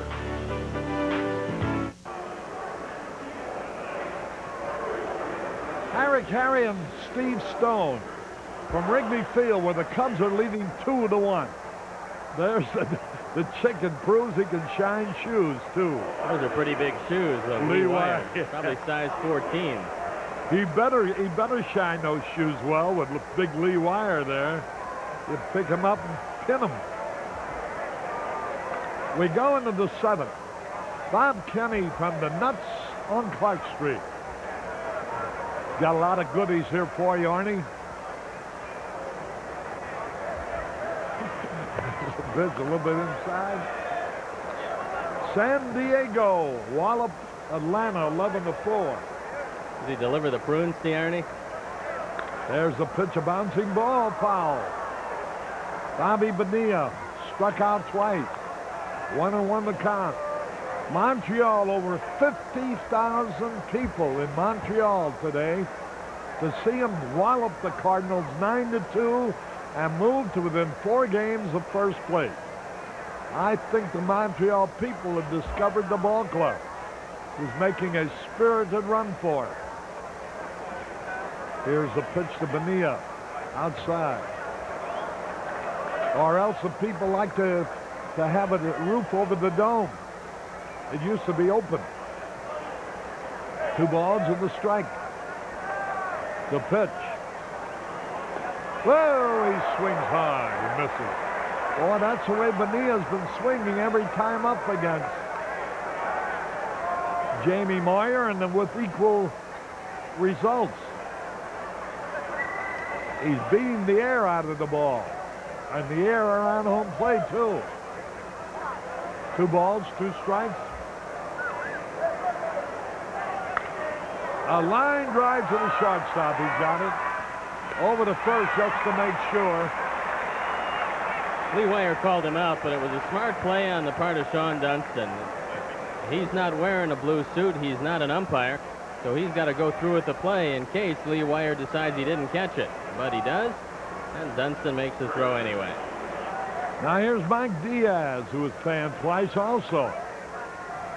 Between Bonilla and Diaz, that's the first time they've touched the ball. Bonilla fanned his first 2 times, Diaz his first 2 times. There's a strike call. 8 strikeouts for Moyer as he leads 2-1. We're in the 7th. Now the pitch, here it is. And a little bit inside.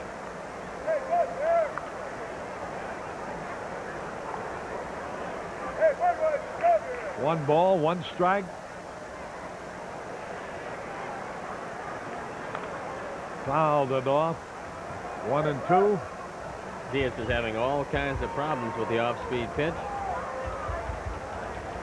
Again, he's got him very confused today, working him inside and out. Hasn't really given him too much to hit. 1 ball, 2 strikes. Here's the pitch. A little roller. Tough play for Moreland to throw. Safe. He beat it. Diaz is not fast. The ball was slowly hit, and he was able to beat it out for a scratch hit. Good play by Keith Moreland. Comes in hard, makes the off-balance throw, gets something on it. But it's hit too slowly to get Diaz at first base. So that'll bring up Terry Harper. And watch it one more time. It's a changeup. Diaz fooled again, just reaches out and gets a scratch hit. All right, got to be careful here. Here's Harper, who hit it on to Waveland Avenue for their only run.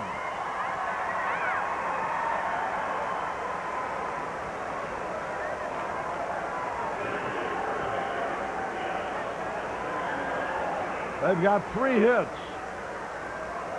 Washington now running for Diaz. Now the pitch, here it is.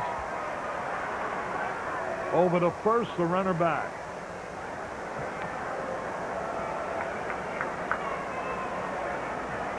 Minnesota walloping the White Sox 8-1, bottom of the 7th. The pitch. There's a drive in the center field, going to be caught. Oh, it goes over his head to center field. There's a runner on third. He's going to be held up. Davey Martinez, it looked like he was waiting for the ball, and then it took off, went over his head. He misjudged it. One of the few times that Dave Martinez has misplayed a ball this year. He comes in, he gets trapped, and the ball goes over his head. UL Washington all the way to third, where they have to hold him up. And Terry Harper credited with a 2-base hit, his 3rd of the year. Watch it again. The ball just picks up steam and takes off over the glove of Martinez. Washington was stopped at third base. They might have taken a chance to try to score him, so they played it safe. And Darnell Coles, who's 0 for 2, steps up there. The infield comes in for the play at the plate. A key moment here for Jamie Moyer. Knowles and DePino up in the bullpen for the Cubs.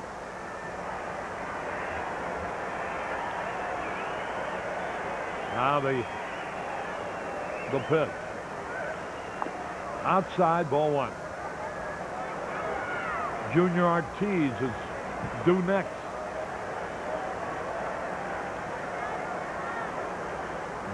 Darnell Coles waiting.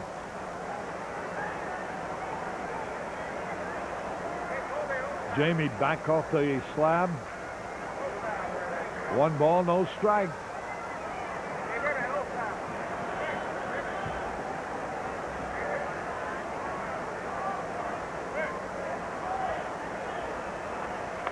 Strike call, the beauty. 1 ball, 1 strike.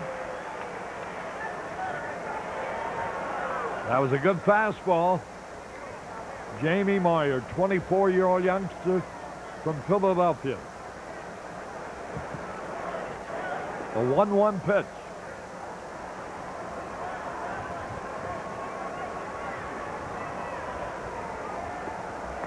Ball 2 outside. If Coles walks, Jimmy Leland has to decide whether he wants Ortiz to bat or to use a pinch hitter. And he probably would go to his bench. 2 balls and a strike. Patterson and Robinson up in the bullpen. Jeff Robinson, the right-hander. Bob Patterson, the left-hander. The pitch. Ground ball to the shortstop. He can't score. The peg to first. He's out. Darnell Coles was fooled on a change and hit it with 1 hand on the bat. A slow dribbler down to the shortstop, Dunston, who threw him out. The runner's holding. Here's Ortiz now. Jim Sundberg out to have a word with Jamie Moyer. They've got a definite idea how they want to work Ortiz, who's been trying to pull Moyer today. And the infield now will go back in their regular position. The Dodgers at Cincinnati, they're going into the 10th inning, tied up 2-2. Moreland can't get too far back because Ortiz is a very good bunter and won't hesitate to do it. Moreland even with the bag at third. 2 out, runners at second and third. 2-1 in favor of the Cubs. Ortiz, nothing out of 2. 2 ground outs. Here's Jamie's pitch. Strike call. 1 strike and nothing. Jamie has walked only 1 man, struck out 8.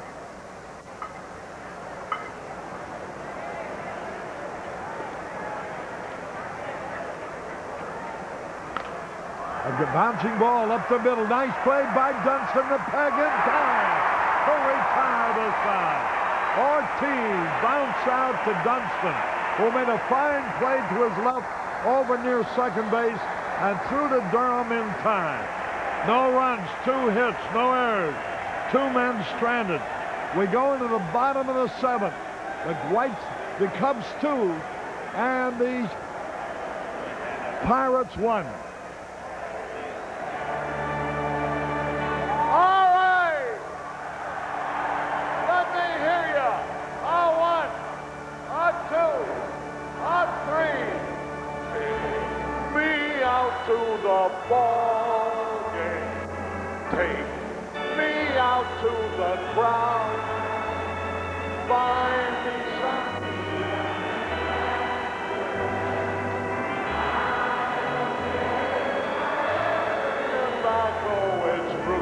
Root for the Cubs. If they don't win, it's a shame. For it's at the old ball game.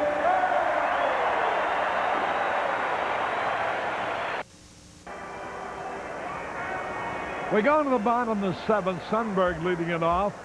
Sid Bream now playing first base. Foul ball down the third base line. 2-1, the Cubs leading. There's Sid Bream at first base. And a great bit of pitching by Jamie Moyer to extricate himself from the 7th inning. The bullpen up and going for Pittsburgh. 2 ground outs to Sean Dunston did it.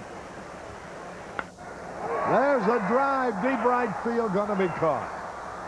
Coles makes the catch, one away. There's Jamie Moyer, deserving of the good hand he's going to get when he steps up to the plate. And back-to-back good performances by Jamie Moyer. 1 out. Moyer shooting for his 12th win of the season. He's 11-11. And there is Gene Michael, the Cub manager.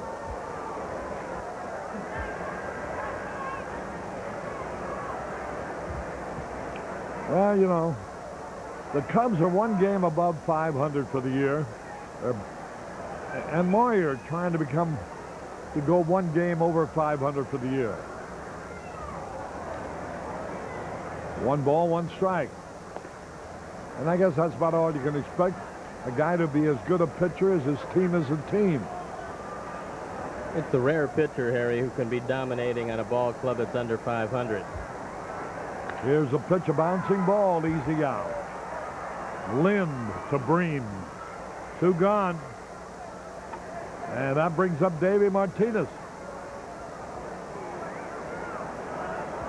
And now we get down to the clutch inning, the 8th and the 9th. 21,745 paid today. There you see the American League scores. Minnesota winning easily from the White Sox. Milwaukee on Brock's home run with a man on has taken the lead over Toronto. The Dodgers and the Reds playing in the 10th. Montreal, before more than 50,000, walloped the Cardinals to move to within 4 games of the Redbirds, beat them 9-2. 2 balls, no strikes. Kansas City, California, no score at the end of 2.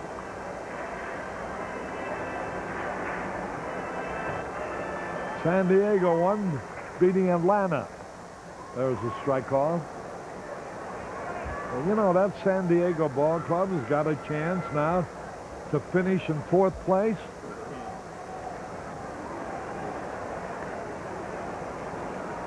They are only a game and a half behind the Dodgers and only 3.5 behind the Braves. Oh, 3 behind the Braves. There's a pitch, foul back. 2 balls, 2 strikes, 2 out. We're in the 7th. Paid attendance 21,745. The Cubs are well over the 1,800,000 mark. 1,832 plus change. The pitch. A little bit outside. They'll be over the 1,900,000 mark easily by the time this week is over. 3 balls, 2 strikes. Ball 4, he walked him. That's a second pass for Martinez. The 5th walk by Fisher. Dave stole a base when he walked in the 5th inning. And you can expect him to try it one more time as Jim Leland comes out. Jim Leland.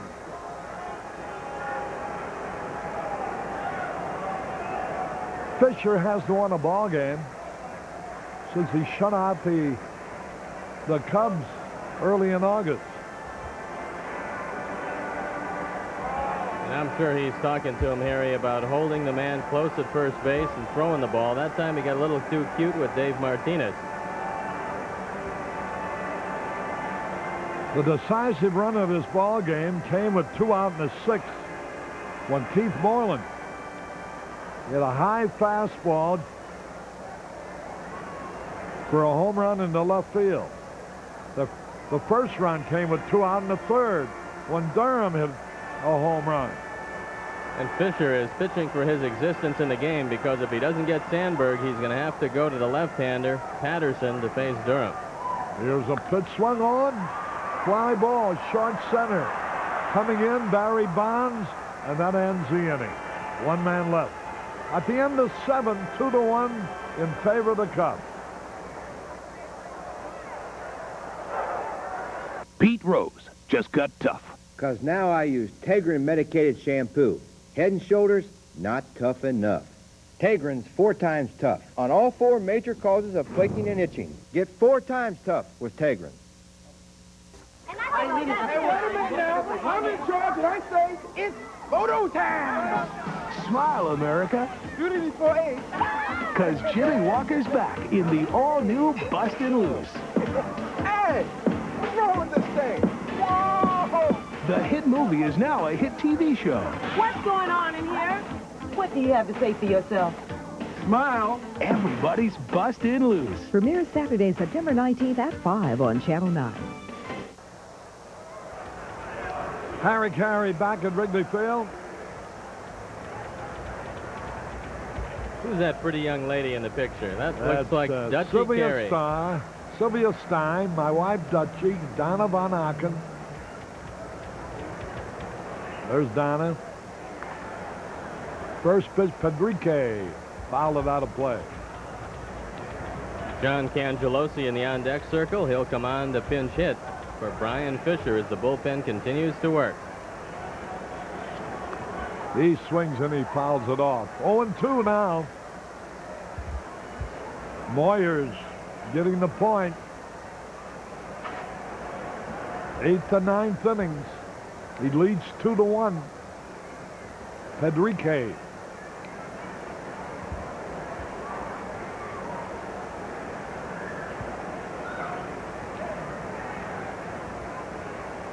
The pitch. Low outside. Sports writer Bill Gleason threw his straw hat onto the field a moment ago to symbolize, according to Bill, the end of the straw hat season. I don't remember seeing a straw hat all year. Except by Bill Gleason. Yeah. Who signifies the beginning of straw hat season. I haven't seen straw hats in the last 10 years. 2 balls, 2 strikes. Ball 3 is high. Bill claims the hat cost him $40. Can't claim it on an insurance policy loss. Ground ball to the shortstop. Dunstan's good throw will get him. 1 away, and now we're going to have a pincher, Cangelosi, coming out. John Cangelosi used to be the White Sox. And one of his best attributes is his ability to get a base on balls. .443 on base percentage with a .277 batting average. 10 for 44 with a home run and an RBI as a pinch hitter. And he's walked 42 times while striking out only 26 times in 148 at bats. 1 hit batsman, 2 home runs. Now the pitch. A little low. Cangelosi, a little guy. About 5'8". If he's that tall. There's a drive. Deep left center field, way back near the wall, going to be caught. Palmeiro hauls it down. Cangelosi flying deep to Palmeiro in left field. Left center. 2 gone. And that will bring up Barry Bonds. You can close the book on Brian Fisher. 7 innings, 2 runs on 4 hits. He walked 5. He struck out 3.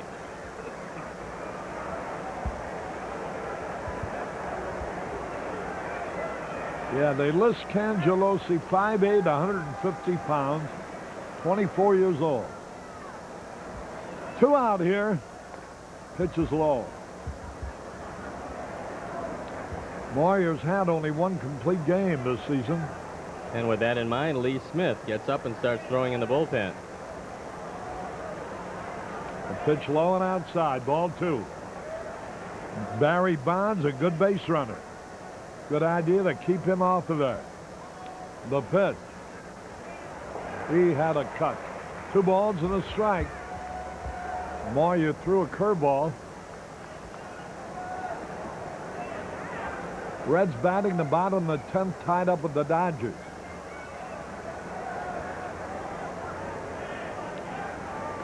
Swung and he missed.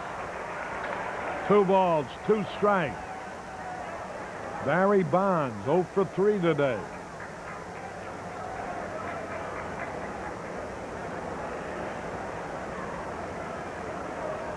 Moyer's pitch. Fouled it out of play. He followed that curveball pretty well. Montreal walloped the Cardinals 9-2. San Diego an 11-4 winner over Atlanta. Philadelphia, New York, San Francisco, Houston tonight. Ball low, ball 3. He almost busted the fastball by him. 3-2 the count.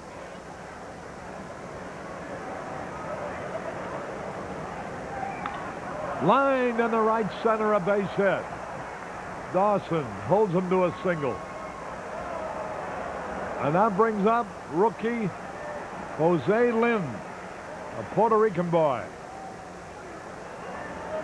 The score 2-1 in favor of the Cubs. Frank White for Kansas City hit a 3-run homer in the 4th, and they lead the Angels 3-0.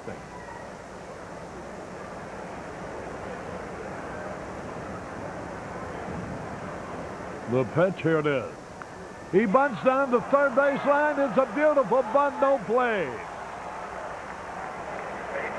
A base hit and brings up Bobby Bonilla now. Lind, a perfect bunt down the third base line. Great execution. Moreland was back, but that was a perfect bunt. Lind knows he's not going to take the ball out of the ballpark, so he does what he does best. Lays it down, uses his speed. Boy, it hugs the grass, too. And nothing Keith Moreland can do. Well, here's Bonilla. He has fanned twice and lined out. He's up there now with the tying run at second, the go-ahead run at first. Hold everything here, friends.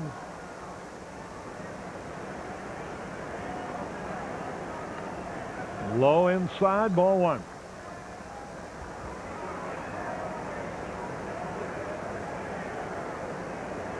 Pirates have out hit the Cubs 6-4.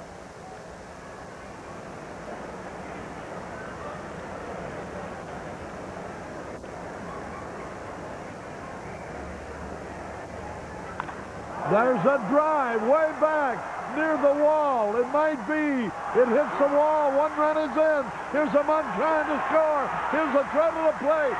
Safe. He drops the ball. And the Pirates have taken the lead. The throw is off the target, up the line a little bit, and Sundberg could not hold it. RBIs 59 and 60 for Bobby Bonilla. He hits the wall. A good throw gets him. Sean Dunston is off the mark.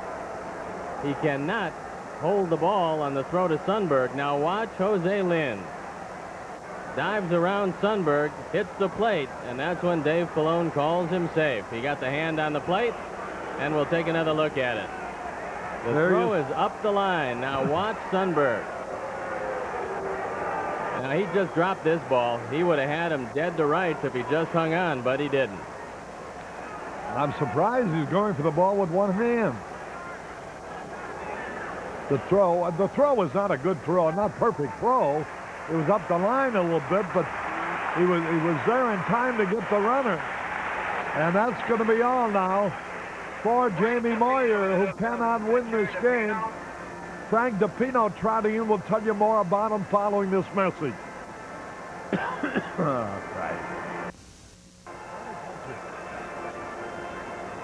Frank DePino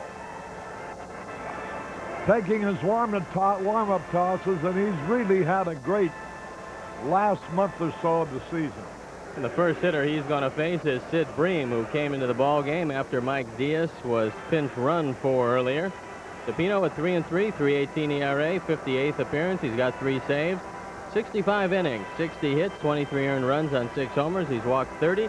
He struck out 50. And the bunt by Jose Lind turns out to be the big play. What a heads-up effort by the youngster. And he laid down a perfect bunt that kept the inning alive. Yeah, you cannot, it will not show in the box score other than the run scored. But the rookie's presence of mind to take advantage and to bring up a heavier hitter than he is taken into consideration by his manager, you can bet. Here's Sid Bream, the first pitch. He swings a high pop foul out of play. Came through hitting the exit gate in left center. A line drive double. On a throw to the plate, he advanced to third. Bonilla now has driven in 60 runs for the year.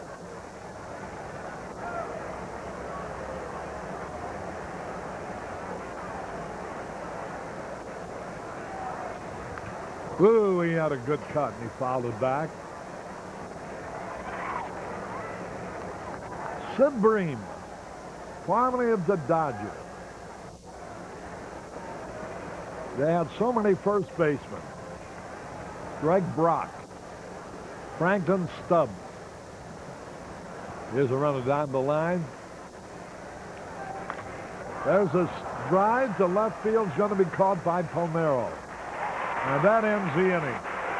But the Pirates have taken the lead on 3 hits, 2 runs, 1 left. They go in the bottom of the 8th. Pirates 3, Cubs 2. A special color presentation. The Charge of the Light Brigade. Tuesday night at 7 on Channel 9. Harry Caray back in the ballpark. The Pirates with a couple of changes now. Jeff Robinson, Steve will talk about him in a moment, will be the pitcher. Andy Van Slyke takes over in center field. Barry Bonds moves over to left.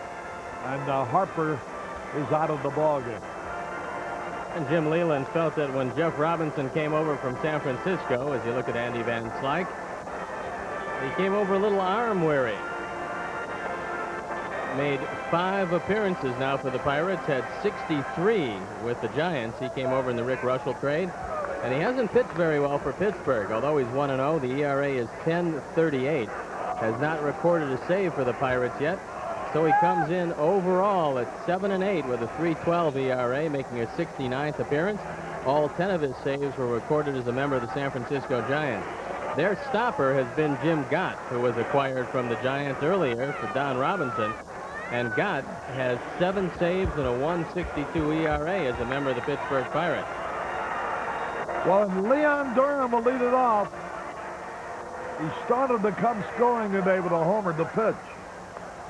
Curve in there, a strike call. Jeff Robinson, acquired in the deal for Rick Russell. Robinson has a sinker and a split finger fastball. He's only 26 years old. He's been around for quite a while. This is his 4th year in the major league. And there was a split finger. It's a dandy. Taught to everybody by Roger Craig. Now the pitch, here it is. He struck him out. Durham goes down swinging. 1 out. You know, the pitcher of record is Brian Fisher. Here's Andre Dawson. He's 0 for 2. Fisher in his 7 innings allowed only 4 hits, 2 runs. Home runs by Durham and Moreland. He fouls it back. 1 out. The Pirates have built up a pretty good bullpen through trades. Scott and Robinson and a left-hander by the name of John Smiley, who throws the ball pretty well. But they're very high on this man, Jeff Robinson.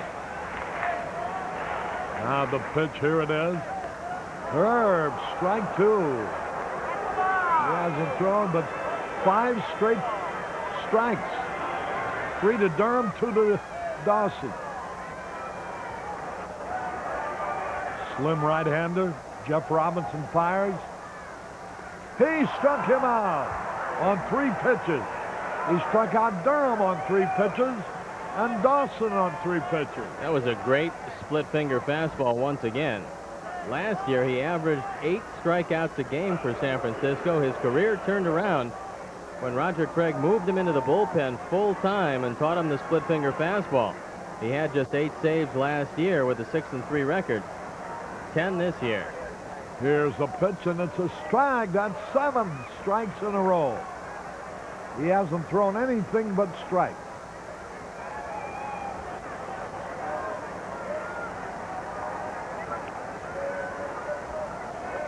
Strike again. That's a split finger fastball. That's 8 straight strikes.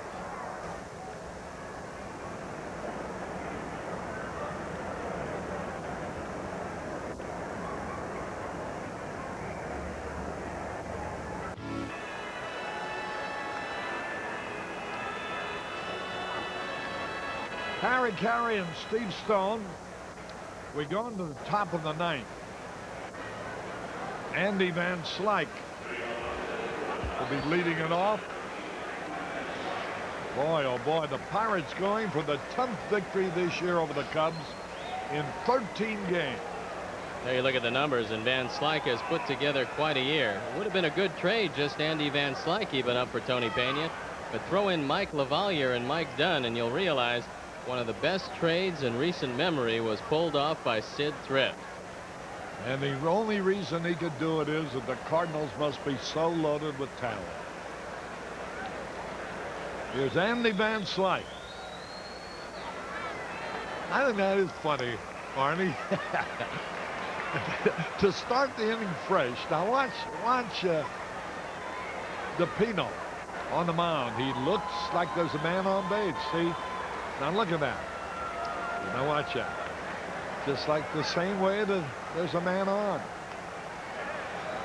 Ball 2. There's a chicken.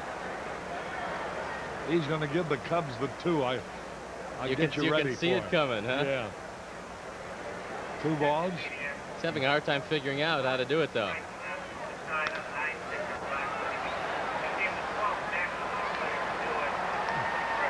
Jeff Robinson became the 12th National League pitcher to strike out the side on 9 pitches.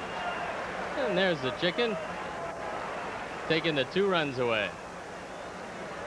Now watch DePino. You'd swear there are men on base. Good. He's looking over his shoulder. 2 balls and the strike. He swings the fly ball. Will be caught. Martinez. So Van Slyke is out. 1 away.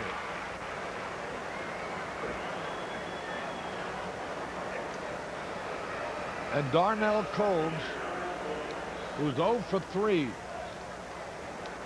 Last time anybody struck out the side on 9 pitches in the National League, it was Bruce Sutter. Only the 12th time in National League history that the side went down on 9 straight strikes. Here's the pitch. Strike call. Now watch DePino. Now watch DePino. Now he gets on the mound. He's going to look for the phantom runners on base somewhere.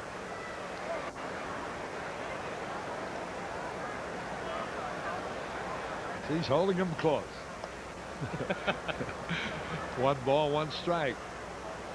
That's force of habit. He usually only comes in with men on base.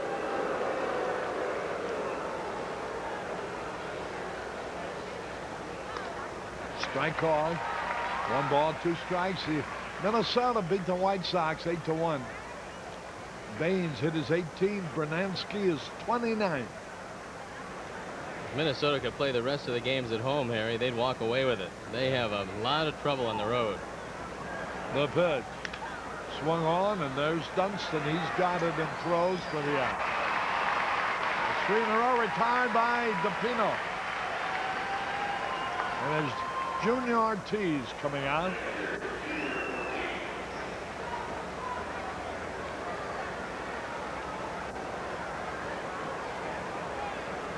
2 out, nobody on, top of the ninth.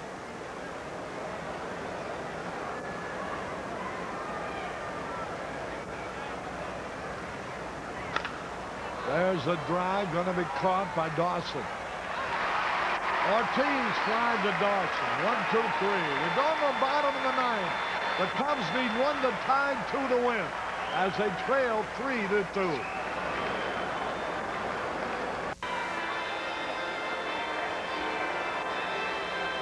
Harry Caray back at Wrigley Field. It's the last chance for the Cubs. They trail 3-2. The Pirates about hit them 7-4. The Chicken continues his exhibitions on the bleachers through the grandstand, utilizing the adoration of the youngsters.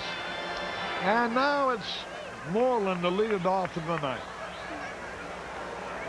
And the bullpen up and going for Pittsburgh. It's Jim Gott, who's really been a savior for them, literally, with 7 saves since coming over from San Francisco. And a sterling 162. So if Robinson has some difficulty, they'll leave it up to Gott.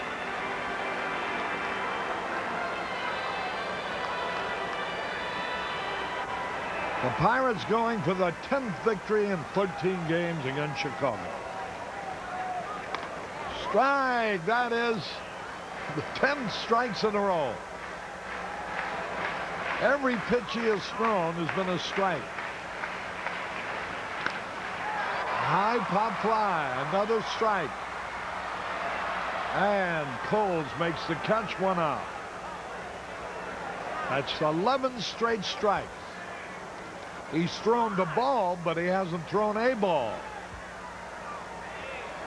And Bobby Bonilla in to mention to Jeff Robinson that Dunston might be laying it down, and he's even with the bag at third and very close to the line.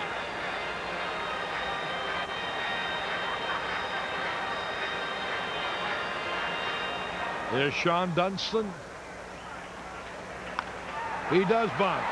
Bonilla throws. They get him. Boy, what a shotgun of an arm. And exactly what you were thinking, Steve. And Bonilla was ready for it. The ball's bunted a little too hard. Bobby Bonilla has some kind of arm. He just fires it across. And that's why they think so highly of him at third base. And again, another strike. So Robinson has had no problem getting the ball over the plate. In fact, that's all he's done, retiring 5 straight. And it's Jerry Mumphrey, the last Cub hope. And I think he might throw a ball here, because that's 12 strikes in a row. There hasn't been a ball called in 2 innings on Jeff Robinson. I don't know when I've seen that before. Well, it's only the 12th time in history, Harry, that a man struck out 3 straight men on 9 straight pitches, so yeah, it is a rarity.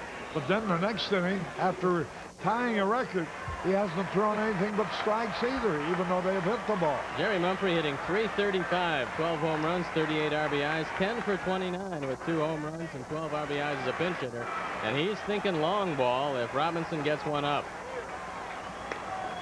Hey, there's something that he hasn't thrown before, a ball. Ball 1 on Mumphrey. Look at the way that outfield's playing. Fouls it out of play. Look where the right fielder is. Coles is playing far over in right center. The center fielder, Dan Slight, far over in left center. And, of course, Barry Bonds straight away left field. They expect Mumphrey to hit to the opposite field. 1 ball, 1 strike. Ball 2. 2 balls and a strike. Jim Gott down in the bullpen. Manny Trio's going to be the pinch hitter next for DePino. Here it is. Line drive, base hit.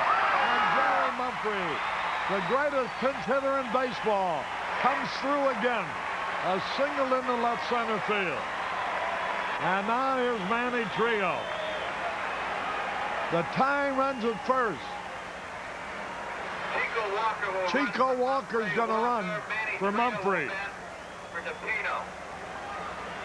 The tying run at first, and the winning run at the plate, and Jim Leland comes out, and there's going to be a conference around the mound.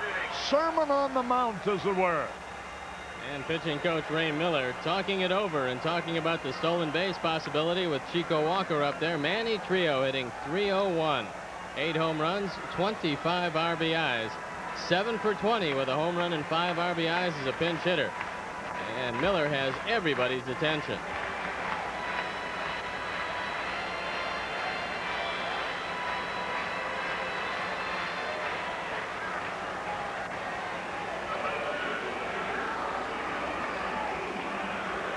Two men out. Manny Trio.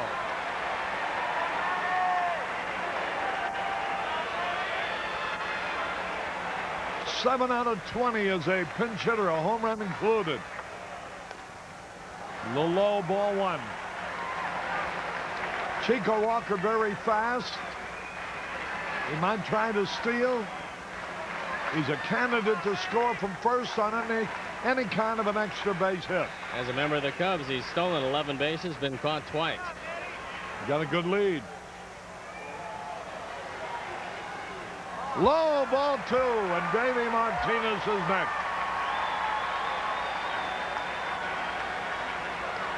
Now watch Manny Trio. When he's looking for a fastball, he can hit it out of here. And the count is 2-0. So certainly he'll be looking for the fastball. Strike call. 2 balls and a strike. Jeff Robinson in a relief role. 2-1 the count.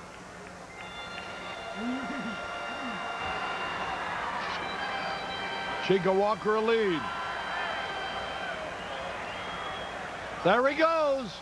Strike call to Peg. Out, and the game is over. Chico Walker tried to steal and was thrown out, and the ball game is over. He doesn't believe it. He's still standing at second base. Boy, a great relief job. Watch it. Watch this play again. What a Strike throw call. by Junior Ortiz. Right on the bag, right on the runner. He's out, and what a great throw by Ortiz. And this is the ball game. Lynn didn't have to move the ball. When he caught it, the spike came right into it. In other words, Chico Walker really tagged himself. That's how perfect the throw was. We'll be back with the totals in a moment.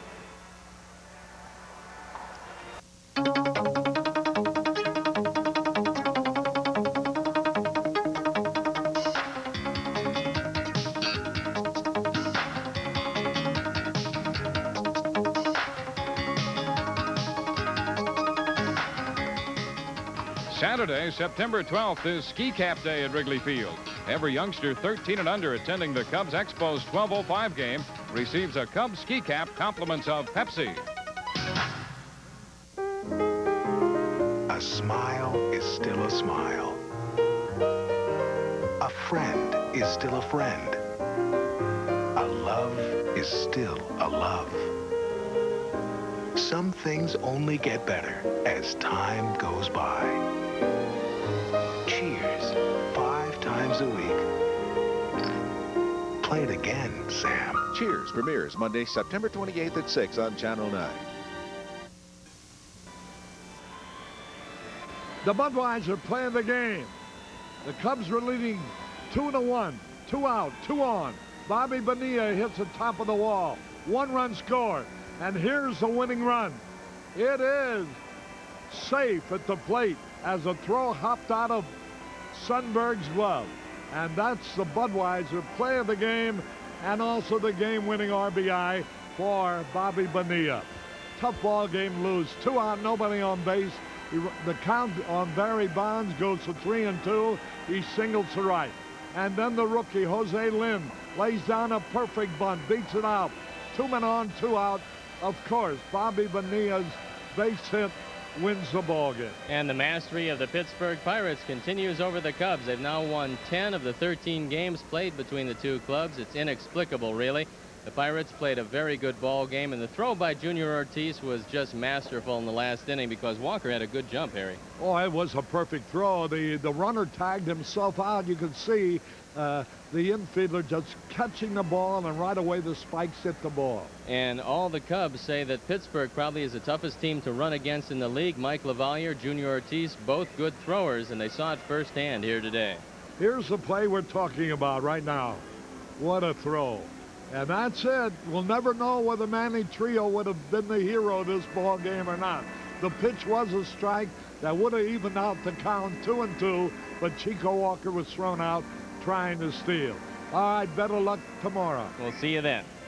The totals on the ball game are, by the way, the Pirates now have beaten the Cubs 10 out of 13. And Brian Fisher, the winning pitcher, 3 of the 8 victories he scored all year, 3 of them have been at the expense of the Cubs. But they scored on them today. They haven't been doing that against them either. As a matter of fact, it's very simple why the Cubs don't beat the Pirates.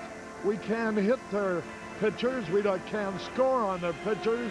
And they out home run us besides that. Although today's 2 home runs, I think, makes the score 11-11 in home runs. 10 out of 13 for the Pirates over the season's play. The total, 3 runs, 7 hits, no errors for Pittsburgh. The winning pitcher is the starter, Brian Fisher. He now is 1-8, and he has lost 9. The save goes to Jeff Robinson, who was really super. It's his first save for the Pirates, but his 11th save for the year. And the game-winning RBI, of course, is Bobby Bonilla's 2-run double in the 8th. It was his 7th game-winning RBI of the year. For the Cubs, 2 runs, 5 hits, and 1 error, and the hard luck loser, and believe me, this is hard luck defeat, Jamie Moyer. He now is 111 and lost 12. Well, you know what I say. I'm a Cub fan and a Bud man, and I hope you are too. Harry Caray from Wrigley Field, wishing you all a very happy Labor Day. Be careful wherever you're driving.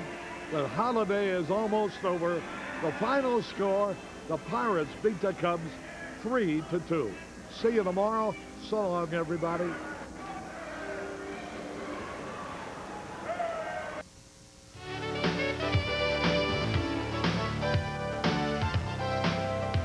Chicago Cubs baseball has been brought to you in part by Budweiser from Anheuser-Busch, your neighborhood Unocal 76 dealers, Buick and your Buick dealers, Canon Cameras, United Airlines, and your Chicagoland Toyota dealer.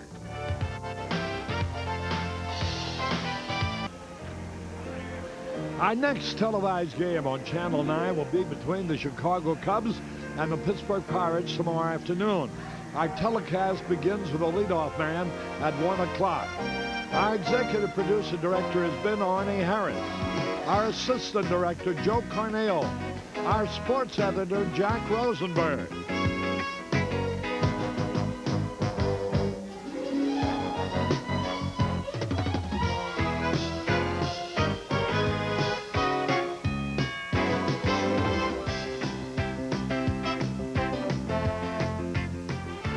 The Pirates again have beaten the Cubs by the score of 3-2.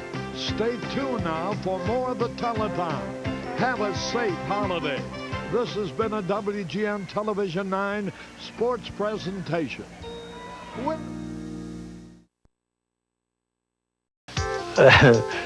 Every time you would win a game or get a base hit that won a game, you know, that was a thrill of a lifetime.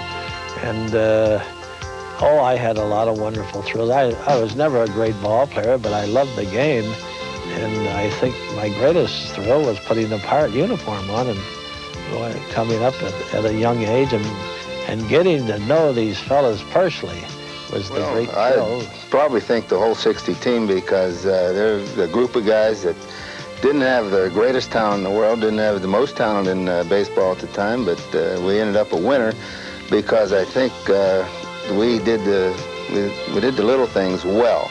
We did all the little things. 1971. We were coming back from Baltimore after winning the World Series. And they positioned us in these convertibles. We was going to parade across the bridge coming into Pittsburgh. I had never seen so many people in my entire life. And as we start the parade going across the bridge, just when we... There were a lot of things that I can remember, but I trained in Hot Springs, Arkansas. And in 1907, 8, and 9, we went to Hot Springs. And then... I think my fondest memory involved people, the players, and the people in Pittsburgh. My wife and I spent 22 years in Pittsburgh, and the people were just great. And the players that I was associated with in Pittsburgh were equally great. The Battlin' Bucks. The first 100 years of the Pittsburgh Pirates. My most vivid Pirate memory has to be Bill Mazeroski's home run sailing over this wall to beat the Yankees in the 1960 World Series. Hello, I'm Reg Cordick, and these ivy-covered bricks are just about all that's left of Forbes Field. They stand now as a symbol of tradition, because over the course of a century, the Pittsburgh Pirates have built one of the most colorful and compelling traditions in all of sport. This is the story of their first 100 years. The history of the Battlin' Bucks.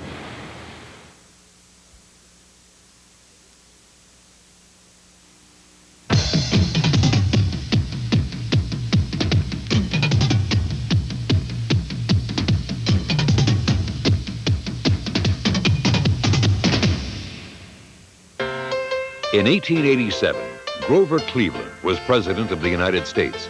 Pittsburgh was a bustling city of some 200,000 people. And a local baseball team called the Alleghenies officially joined the National League. The Alleghenies had formed in 1876, but their nickname didn't change until 1890. The Pittsburgh team in that league was known to sign players from another league, and they were known as pirating these players. So as a Pittsburgh team got known as the Pirates, and it sort of stuck. In 1891, the Pirates began playing in Exposition Park, near the site now occupied by Three Rivers Stadium. But the Pirates had little success until a German immigrant named Barney Dreyfus purchased the ball club and merged it with his Louisville team. He somehow got interested in going to ball games. He bought an interest in the Louisville club. And from then on, that was just his whole life's work, because that was what he loved. And he brought the Louisville club into Pittsburgh the 1st of January, 1900. Under new player manager Fred Clark, the Pirates were National League champions in 1901, 2, and 3. And then Dreyfus made history. And in 1903, Boston won in the American League and Pittsburgh won in the National League. And my father called Mr. Killalea, who was president of the Boston club, and asked him if he didn't think it would be a good idea if they played a series. And that was the beginning of the World Series. A one-page contract spelled out the guidelines for the first and only 9-game World Series. The Pirates went up 3-1, but Boston came storming back to take the next 4 games and capture the championship behind a pitching staff led by the immortal Cy Young. Despite the loss, Fred Clark maintained a standard of excellence.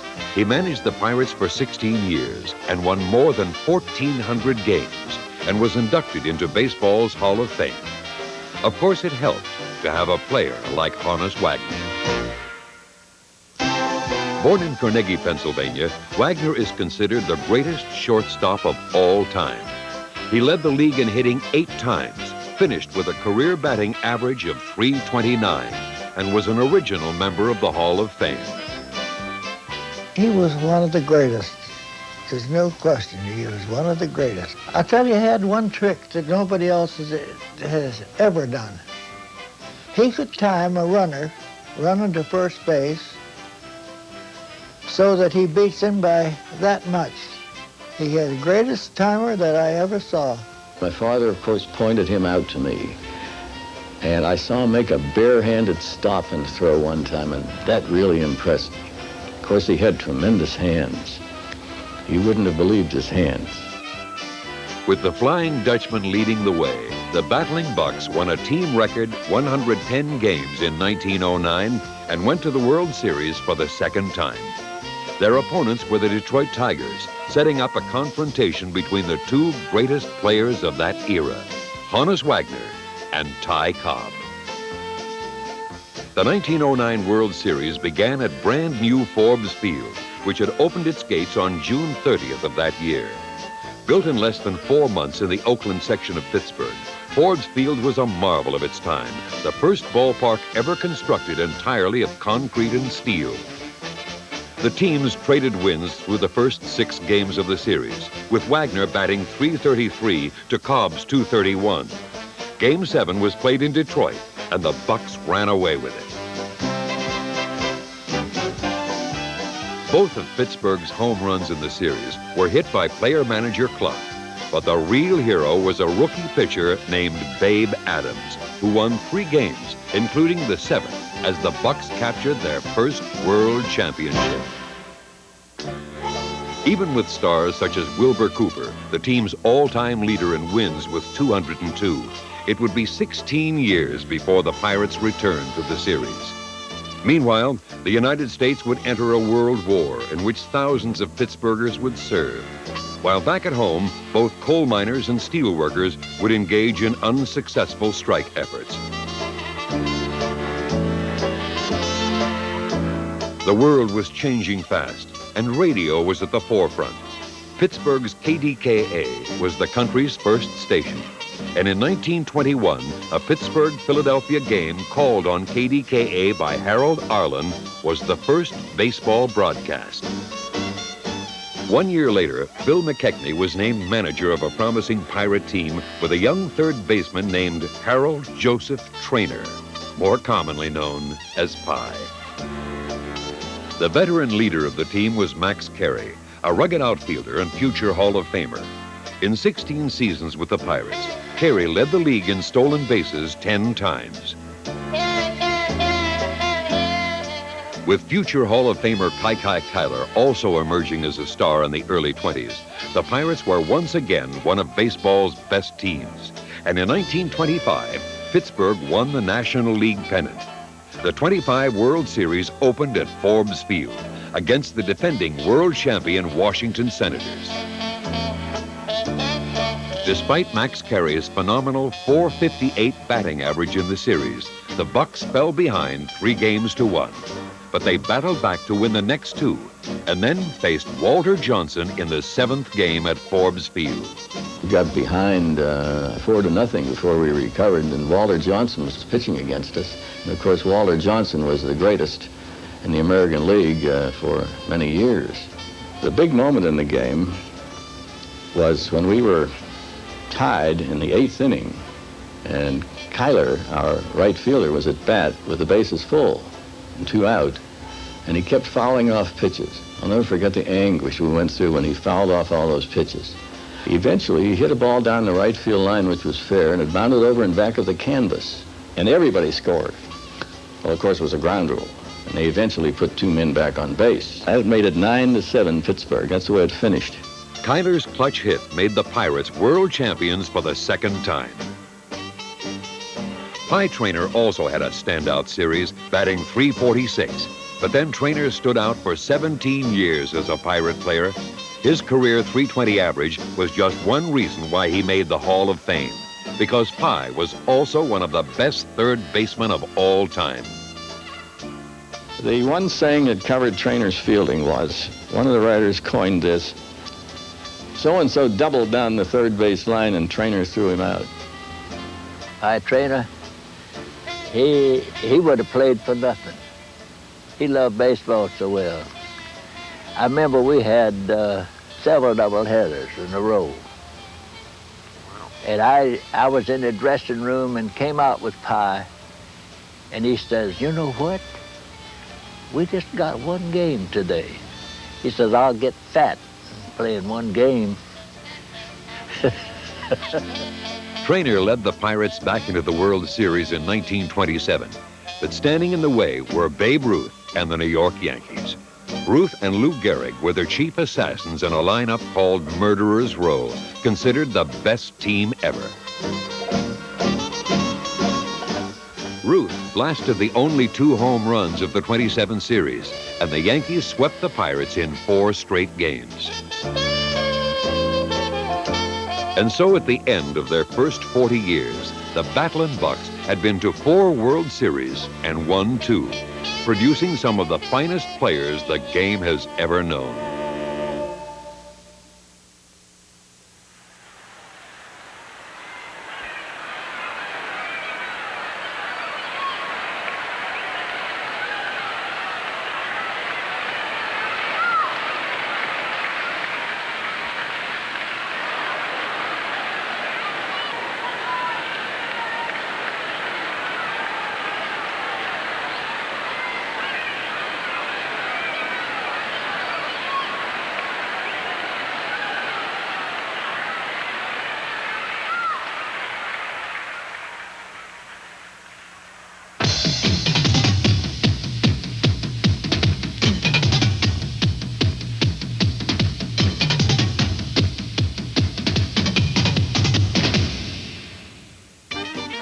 The Roaring 20s were in full swing with flappers and dance marathons. But in 1929, the stock market crash brought tough times. Unemployment hit Pittsburgh hard, and the death of owner Barney Dreyfus in 1932 was a big blow for the Pirates. Son-in-law William Benswanger took over as president of the team, and in 1934, he appointed Pye Traynor as manager. The Bucks were a contending team through most of the 30s, thanks largely to the Wainer brothers. Paul spent 15 seasons with the Pirates, compiling a batting average of .340 and leading the league in hitting 3 times. It was Paul who suggested the Bucks take a look at younger brother Lloyd, a .319 hitter over 14 seasons in Pittsburgh. We got Paul first, and he was an excellent player. And then he said, he said, my brother, I have a brother, that was it, who's a much better player than I am. So my husband went out to scout the brother and decided maybe Paul was right. So they signed up Lloyd, and the two were really quite a team. Little Poison and Big Poison. Lloyd was faster, and he was faster and was a real good center fielder, one of the best. And but Paul, he was a good outfielder, but he didn't have the speed Lloyd did. If he'd had Lloyd's speed, he'd have probably hit 400 every year. Big Poison and Little Poison. They played side by side in the outfield, and at the plate, they terrorized National League pitchers as no other brothers ever had. In fact, to this day, the Wainers remain the only brothers enshrined in baseball's Hall of Fame. They were poison to the pitchers. Dizzy Dean hated them. He hated to see them come up. L. Wainer, P. Wainer, Vaughn, and Traynor. That was our little murderers' row. L. Wainer, P. Wainer, Vaughn, and Traynor.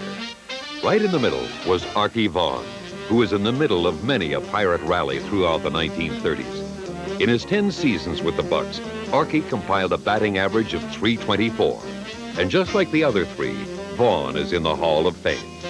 He also shined in the field as one of the finest shortstops of his time. He did everything. He was a great fielder, great thrower, accurate, and fast, and he hit in a lot of runs. What more can you say? Once he caught that ball, he'd throw you out. But he was a great ball player, very humble, but one of the great hitters. And a key member of one of the most imposing offensive lineups in the major leagues. In 1936, Franklin Roosevelt was elected to his second term as president, and Pittsburgh suffered the worst flood in its history, cresting at more than 46 feet. Meanwhile, Pirate first baseman Gus Seward was compiling a consecutive games played streak of 822, a league record at the time. Seward and his teammates witnessed history in May of 1935 when Babe Ruth came to town as a Boston Brave and in one game hit the last 3 homers of his career. The Bucks won the game, but Babe's final homer was the first ever to clear the Forbes Field roof. In the late 30s, ominous events abroad overshadowed baseball, and with World War at hand, the steel mills of Pittsburgh fired up in full force. St. Louis Hall of Fame player Frankie Frisch was named manager of the Bucks in 1940, but had only moderate success through the war years. And the end of World War II saw the beginning of a new era for the nation, the city, and the Pirates as well.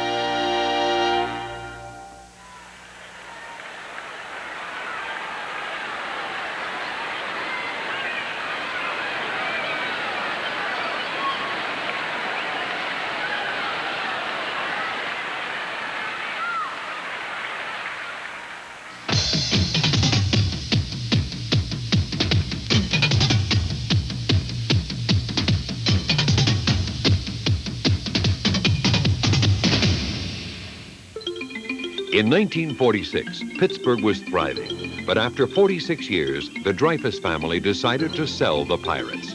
People who came in made it very important because Frank McKinney was a very well-known person in Indianapolis. Of course, Bing Crosby was Bing Crosby. John Galbraith was John Galbraith, and Tom Johnson, of course, local. All well-known people, and there was a big lift here when that came to pass because we were sort of in the doldrums in 46. The new owners signed former Detroit star Hank Greenberg in 47 to help revitalize the team. And in 48, longtime Pirate broadcaster Rosie Rosewell was joined in the booth by a flamboyant 31-year-old named Bob Fritz, who had become a star in his own right. Also in 48, rookie skipper Bill Meyer led the Bucks to 83 wins and was named Manager of the Year. But the coming seasons were fraught with failure and frustration, except for Ralph Kiner, one of the greatest home run hitters of all time. He blasted 301 in 7.5 seasons as a Pirate and was a gate attraction all to himself. The people used to wait till Kiner came to bat his last time. See, we didn't have good teams at that time, not top teams. And then after Kiner batted the last time, you would see an exodus. People would get up and leave. All they wanted to see was him. I did have that reputation, and of course there was one reason for that. The Pirates were not a good ball club, and I was hitting a lot of home runs, and I was leading the league in home runs, and people would come out to watch that. And I take great pride in the fact that I put a lot of people in the ballpark, and I think that's really a great measure. Twice he belted more than 50 homers in a season. The only player in baseball history to lead his league in home runs 7 consecutive years, Ralph Kiner is enshrined in the Hall of Fame. In 1952, Branch Rickey was hired as general manager. He'd built great teams in St. Louis and Brooklyn, but the task ahead of him in Pittsburgh was enormous. The challenges when he came over to Pittsburgh were great. The biggest disappointment I know that he had when he came over, he thought that it would be a fairly quick turnaround of the Pittsburgh franchise, but when he got over here, he found the minor leagues were almost completely void of talent, and it took longer. Rickey helped lay the groundwork for future success, but for 8 straight seasons from 1950 through 1957, the Pirates won no more than 66 games and finished no higher than 7th place. In an 8-team league, according to our statistics, we should have finished 9th. So that's how bad we were. We'd find a different way to lose every night. I mean, it was exciting. A fly ball would go up. We didn't know who was going to catch it, if somebody was going to catch it. But the Pittsburgh club in 52, even though we lost a lot of games, they always thought they could win. And all the fans wanted in those years, like all good fans, show us that you're trying and hustling, and they stuck with us. The Bucks kept battling, and their fans' loyalty was soon to be well rewarded. Changes began to occur that would catapult the team back to the top, and the first came in 1956 when Rickey retired. When Mr. Rickey stepped aside, we said, okay, who do we work with? And here's this young man who was working in New Orleans as the head of our farm club down there, and we said, Joe Brown is not only committed, but a very bright and able guy, and let's give him a shot at it. And so we brought Joe up, and the record shows he built one of the finest organizations in all of baseball. Good things began happening at the ballpark. In late May of 1956, Pirate first baseman Dale Long set a major league record by blasting home runs in 8 consecutive games. Danny Murtaugh was appointed manager late in the 57 season, and almost instantaneously, the Bucks became winners. They'd gone a dreadful 36-67 before Murtaugh took over that season, but went 26-25 the rest of the way under Danny. The scrappy former second baseman for the team lit a fire under these Bucks, and in 1958, they were the surprise of baseball, winning 84 games to finish in second place. At the end of the 58 season, Joe Brown was honored as Major League Baseball's Executive of the Year. The thing that I liked best of all was that we had pretty much captured Pittsburgh. The people now knew that we had a good club, that we had talent, and that we were competitive. Before the 59 season began, Brown made a trade with Cincinnati that would prove to be crucial. Oh, unquestionably the best trade was the one which gave us Harvey Haddix, Don Hoke, and Burgess. Haddix gave us the starting left-hander we needed. Hoke gave us a good hitter and a fine defensive third baseman. Smokey Burgess gave us a left-hand hitting catcher, which we needed. The Bucks fell back a bit in 59 and finished 4th. But on the night of May 26th in Milwaukee, perhaps the greatest one-game pitching performance in baseball history was achieved by Pirate newcomer Harvey Haddix, who did not allow a single Braves batter to get on base through 12 innings. But the one thing that I didn't realize, and I didn't know it until afterwards, that I hadn't walked somebody somewhere along the line. I was out there just trying to win a ball game. I didn't care about the base hits or not. We were just trying to win. The Pirates had 12 hits, but could not score a run. So Haddix carried his perfect game into the bottom of the 13th inning. Here's the pitch. There's a fly ball deep right center. That ball may be on through and over everything. It is gone. Home run. Absolutely fantastic. Joe Adcock spoiled the unparalleled performance. No other pitcher has ever tossed 12 perfect innings of baseball, but Haddix handled the disappointment with typical class and dignity. He sat at his locker, and here's all the press around him. And Harvey looked around, and he said, "Gentlemen, give me a moment or two, will you?" And he said to the clubhouse boy, "Bring me a beer." He sat there with his back to them, popped his beer, and took a couple of swigs of it. And goodness knows what went through his mind. But he turned around with a smile on his face, and he said, "Now, gentlemen, what can I do for you?" I'll never forget that as long as I live. Pirate fans were treated to still more unforgettable pitching that season as reliever Elroy Face went 18-1 out of the bullpen. Face made the forkball famous, and for 14 years, he was the buck stopper. Well, as far as I'm concerned, there hasn't been anybody that has been as effective as Roy has in a relief role. Bases loaded, nobody out, more than once. The bases were still loaded and 3 outs.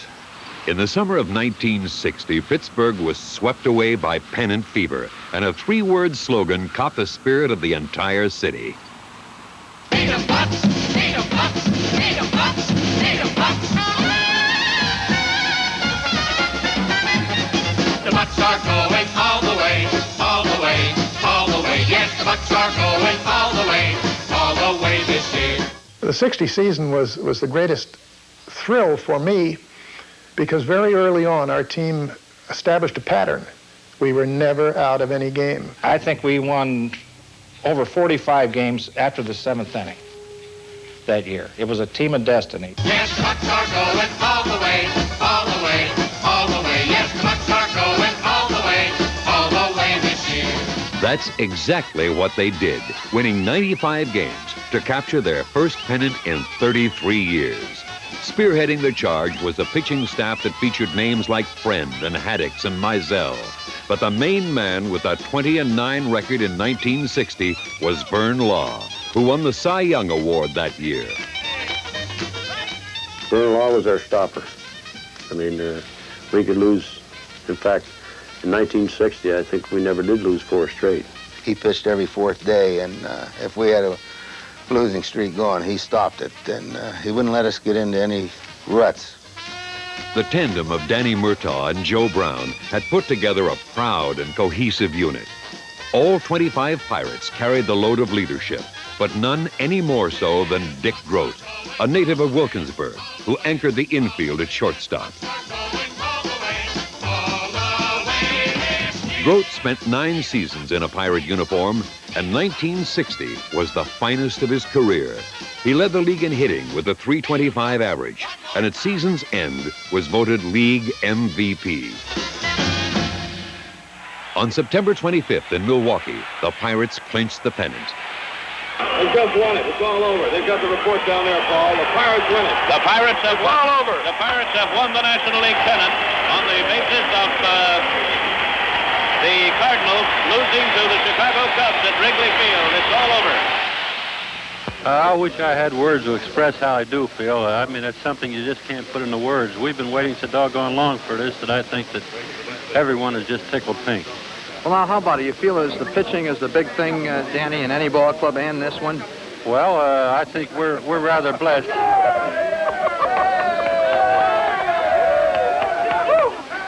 didn't put the other side of it. Nothing to do with it. God! Well, Danny, that's sort of a sample of what's going to happen if you win the World Series. How about that? Oh, my, I'm for it 100%. The memorable thing to me was when we came back to Pittsburgh. Downtown Pittsburgh was jammed. Chamber of Commerce provided convertible cars, and the people just were ecstatic. It was like VJ Day and VE Day and New Year's Eve and everything else combined. It was a moving experience. It, I think, was typical of the kind of support that Pittsburgh gives you when you're good. The eyes of the nation focused on the World Series opener at Forbes Field as the Bucks were set to battle the mighty New York Yankees. In Game 1, Roy Face came on for the save after 7 strong innings by Vern Law, who got credit for the 6-4 win. But the Yankees hitters exploded to crush the Bucks in the next 2 games, winning 16-3 at Forbes Field and then 10-0 at Yankee Stadium, giving New York a 2-1 lead in the series. The Pirates were counting on Vern Law to come back and stem the tide in Game 4. We got to stop this right now. You know, I mean, it's, we can't have, you know, we just can't give them the edge right now. We've got to shut it off. And fortunately, we were able to do that. I got a double play ball that first inning, able to get out of the inning without them scoring. And then I felt like we were back in control at that point. Once again, it was Elroy to the rescue. Law departed after 6 1/3 innings with the Pirates ahead 3-2. And that's the way it stayed thanks to Face, who registered his 2nd save of the series with some fine defensive support from center fielder Bill Verdon. With the series now tied at 2 games apiece, Face was fast becoming a national celebrity. Well, now the Yankees have been feeling very nervous because you've been throwing at them a forkball. I'd like you to illustrate what a forkball is so the country can understand it when they read about it. I hold it between my first 2 fingers like that, without any seams, and I throw it straight overhand like the fastball, and the ball will usually sink. I think that's unfair to our organized Yankees. I really do. It's awfully nice to have you here, Red. The series remained in New York for Game 5. The Pirates drove home 5 runs, while starting pitcher Harvey Haddix allowed only 2 over 6 1/3 innings, before giving way to Face, who shot down the Yankees for his 3rd save. And the Bucks headed home, needing 1 more win. But in Game 6, New York romped again 12-0, setting up perhaps the most compelling game in series history. The Bucks took a 4-0 lead, but the Yankees came back to go up by 3 heading into the last of the 8th. Gino Samoli was on first when the big break came. Bill Verdon's bad hop grounder hit Tony Kubek in the throat, and instead of a double play, the Pirates had new life. They pushed across a pair of runs and had 2 men on base with 2 out when reserve catcher Hal Smith stepped up to the plate. And the 2-2 to Smith. He swings a long fly ball deep to left field. I don't know. It might go out of here. It is going, gone!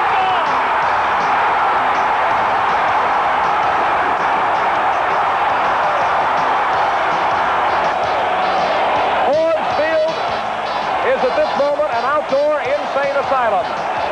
We have seen and shared in one of baseball's great moments. When I got to second base, it dawned on me what had happened. And then I started getting pretty thrilled. It was really great coming around third and going into home. Dick Grote and Roberto Clemente were on base, and they were there waiting for me and greeted me. I don't know how anything could be any more exciting to any athlete than that, because that's the top. When we scored those 5 runs in the 8th inning, I think we thought we had it won, and we just went kind of crazy and feel like we just go through the motions, get them out, and we got this thing won, but it didn't happen that way. New York tied it with 2 in the 9th, and Mazeroski led off for the Bucks. All I can think to myself is just get a good ball, hit a line drive somewhere, get on base, get something started. So that was on my mind. I had no visions of hitting a home run, not even trying to hit a home run. Ralph Terry delivered.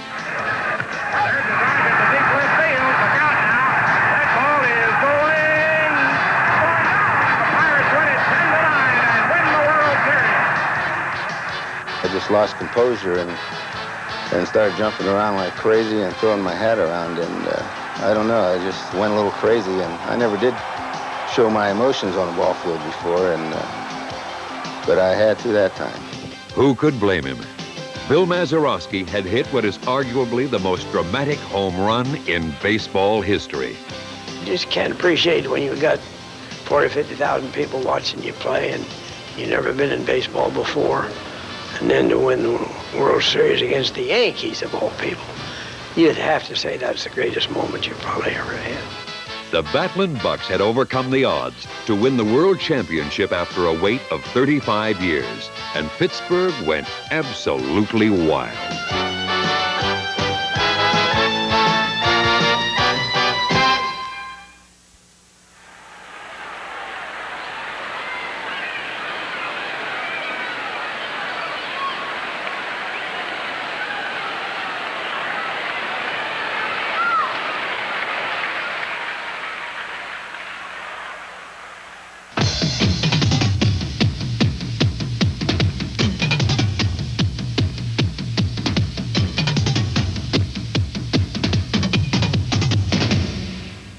I, John Fitzgerald Kennedy, do solemnly swear that you will faithfully execute the office of President of the United States. that I will faithfully execute the office of President of the United States. In the early 1960s, more than 600,000 people lived in Pittsburgh, and downtown was rapidly building up. But the Bucks were breaking down as many of their stars became aging veterans. After the '64 season, Danny Murtaugh stepped down because of ill health, and Joe Brown was forced to rebuild. I'd say what Joe's greatest claim is that he built the team when it went down in the mid-'60s. He brought it back up, and he's responsible for that team of the '70s. But throughout the '60s, Pirate fans could count on a few constants, like second baseman Bill Mazeroski. Turning the double play at second base, you won't find anyone quicker or finer. The ball looked like it made a U-turn. It didn't stop. It just kept on going. And that's, just one of the finest players that ever played second base. He was an outstanding player, and I really believe he deserves to be in the Hall of Fame. Roberto Clemente also starred throughout the '60s and was named League MVP in '66. Clemente was the first of several Latin players recruited to the Pirates. With an infusion of new talent in the late '60s, the Bucks were ready to battle their way back to the top, especially with Willie Stargell having already established himself as one of the game's great power hitters. From 1964 through 1979, Stargell slammed at least 20 homers in all but one season, and his 475 career home runs are tied for 15th place all time. In 1970, Danny Murtaugh returned as manager and guided the Bucks to the top of the East. But the team would raise its division flag at a brand new ballpark called Three Rivers Stadium, which became the Pirates' home on July 16th. Forbes Field had been home for 61 years, but had deteriorated so badly that it was time to move on. And on June 28th, the Bucks said farewell to Forbes with a doubleheader sweep of Chicago. Ground ball bouncing up the middle. Taken by Maz. He steps on second for the final putout in the history of Forbes Field. So it was goodbye to the past and hello to the future. And the Pirate future was bright indeed. Playing in their new home in late September of '70, the Bucks swept a 3-game series from the New York Mets to clinch the Eastern Division title.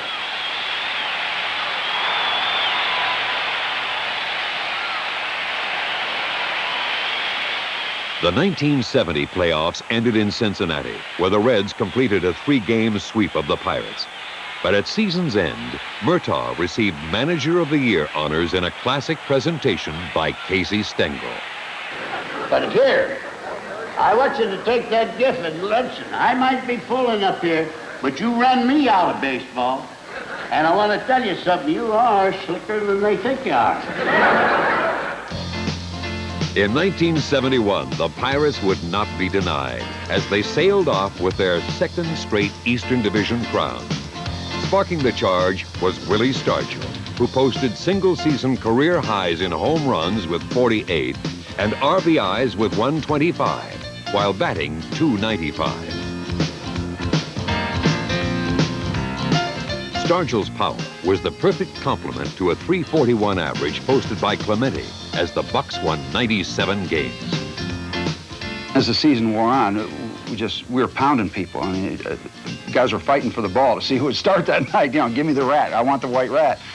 And it was a great club to play for because we did. It started looking like, hey, we are good. You know, we've got a good ball club here. And then it just becomes fun. And to pitch in front of that ball club, I was just happy that I signed with the Pirates because I wouldn't want to be in the National League with another ball club against that kind of hitting. The playoffs began in San Francisco, and first baseman Bob Robertson lit up Candlestick. Robertson on a slasher down the right field line. Kingman leaps for it, gets it goodbye. It bounced off his glove and went on over the right field. Looking, it is going, gone. Number 3 in this ball game by Bob Robertson. What a day he's having.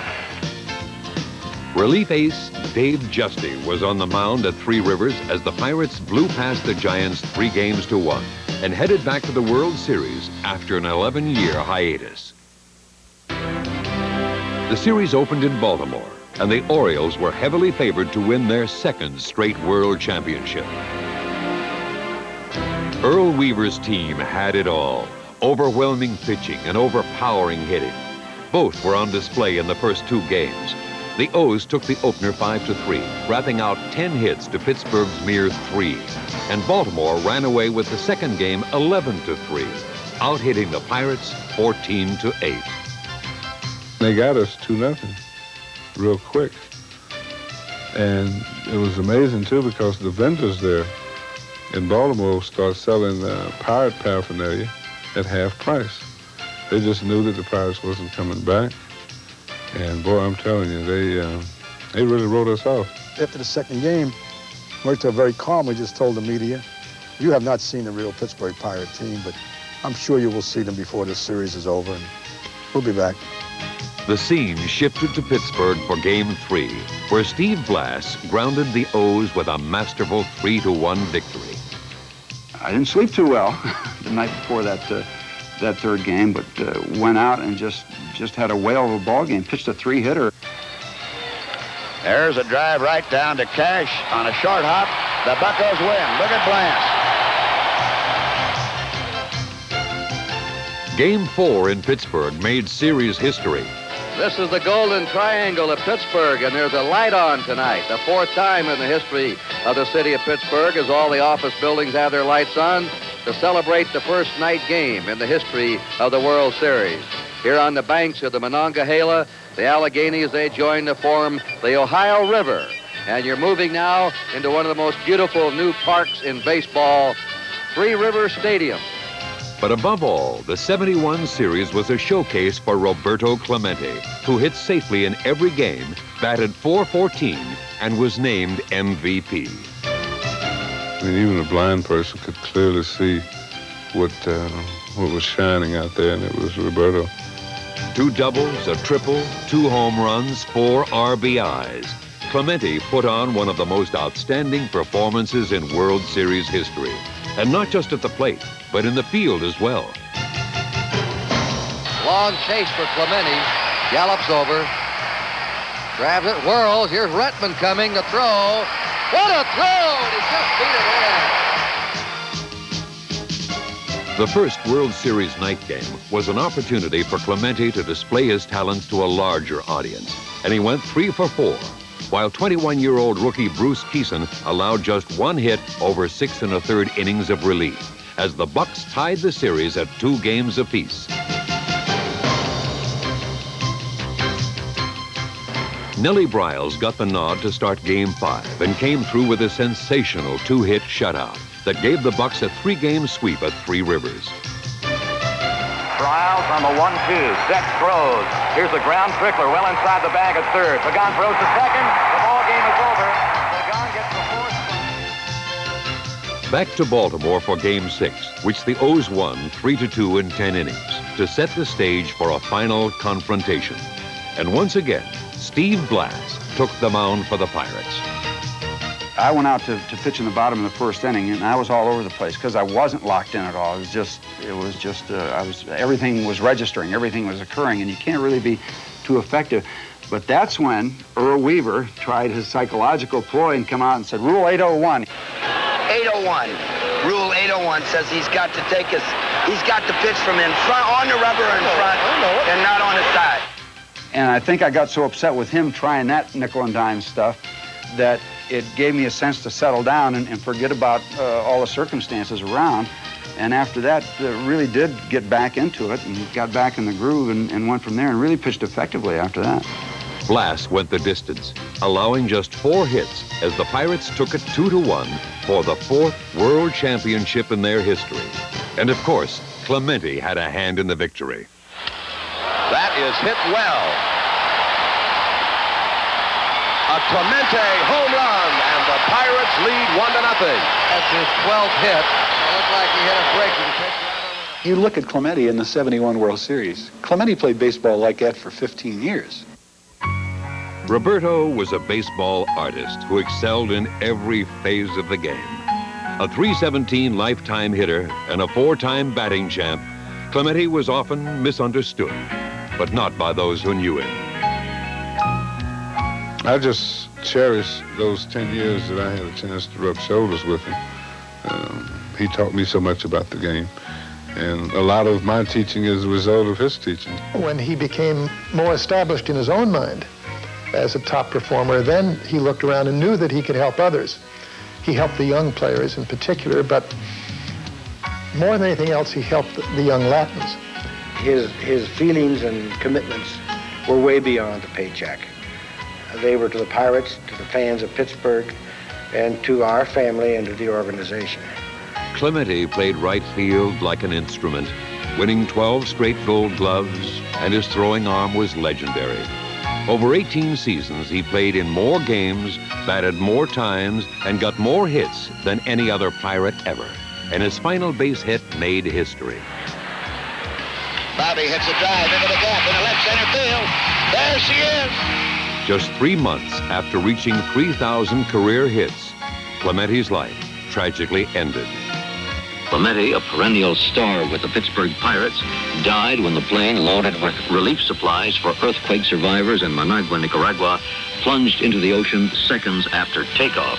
Clemente was in charge of the earthquake relief drive in Puerto Rico. After his death on New Year's Eve, 1972, Clemente received special induction into the Hall of Fame. Roberto was gone, but the Bucks kept winning. In all, they captured 5 division crowns in the first 6 years of the 70s, propelled by an awesome offense that came to be known throughout baseball as the Lumber Company. Well, right now, however, is in a very key situation. Slow pause to the belt, the pitch. And there's a ball hit very deep to right field. You can't kiss it goodbye. Ravoski working. Sanguin swings. There's a dive down the left field line, and it's going to push the way down. Certainly did a tremendous job. Stargell gets Goodwood on this one, chasing Santo back to the fence. Ronnie looks. A home run for Stargell. Kiss it goodbye. Well, what'd you hear me say? He give it and he take it. But with success came sadness when Danny Murtaugh died in '76. I think Murtaugh probably was one of the greatest managers in baseball, and a lot of people don't know it. But Murtaugh, he could get the most out of his talent. I mean, that's what a manager should do. He was smarted like a fox. He really was. Danny, the only thing I didn't like about Danny, he'd spit tobacco on my shoes. That's the only thing I didn't like. If you think of Danny Murtaugh and don't smile, then you don't know him at all. Also in '76, Joe Brown retired as general manager, closing out a glorious chapter in Pirate history.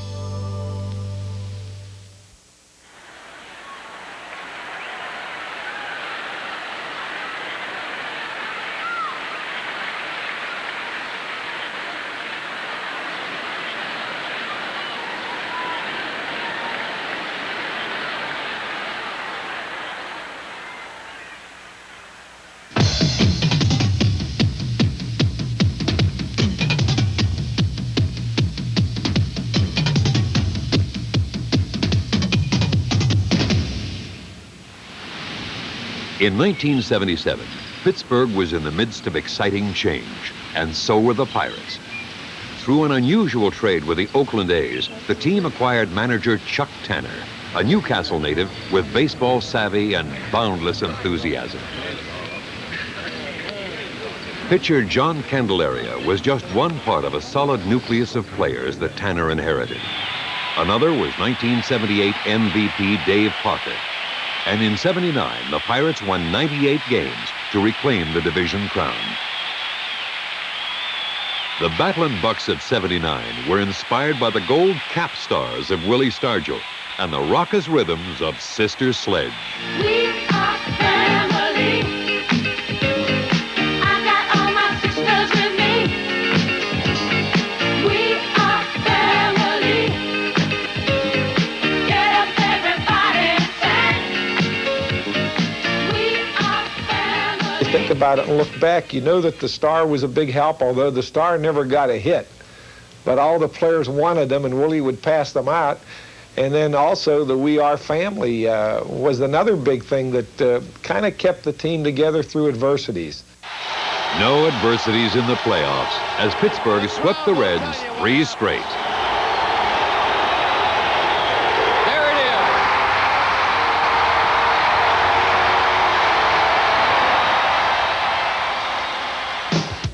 Once again, it was Earl Weaver's Orioles providing opposition as the '79 series began in Baltimore. 4 more for the 4 games you're going to win to win the 1979 Fall Classic. But the Bucks lost Game 1, 5-4. In Game 2, the score was tied in the 9th with catcher Ed Ott on second base. Tanner called on Manny Sanguin to pinch hit, and Sanguin came through in the clutch to deliver the go-ahead run.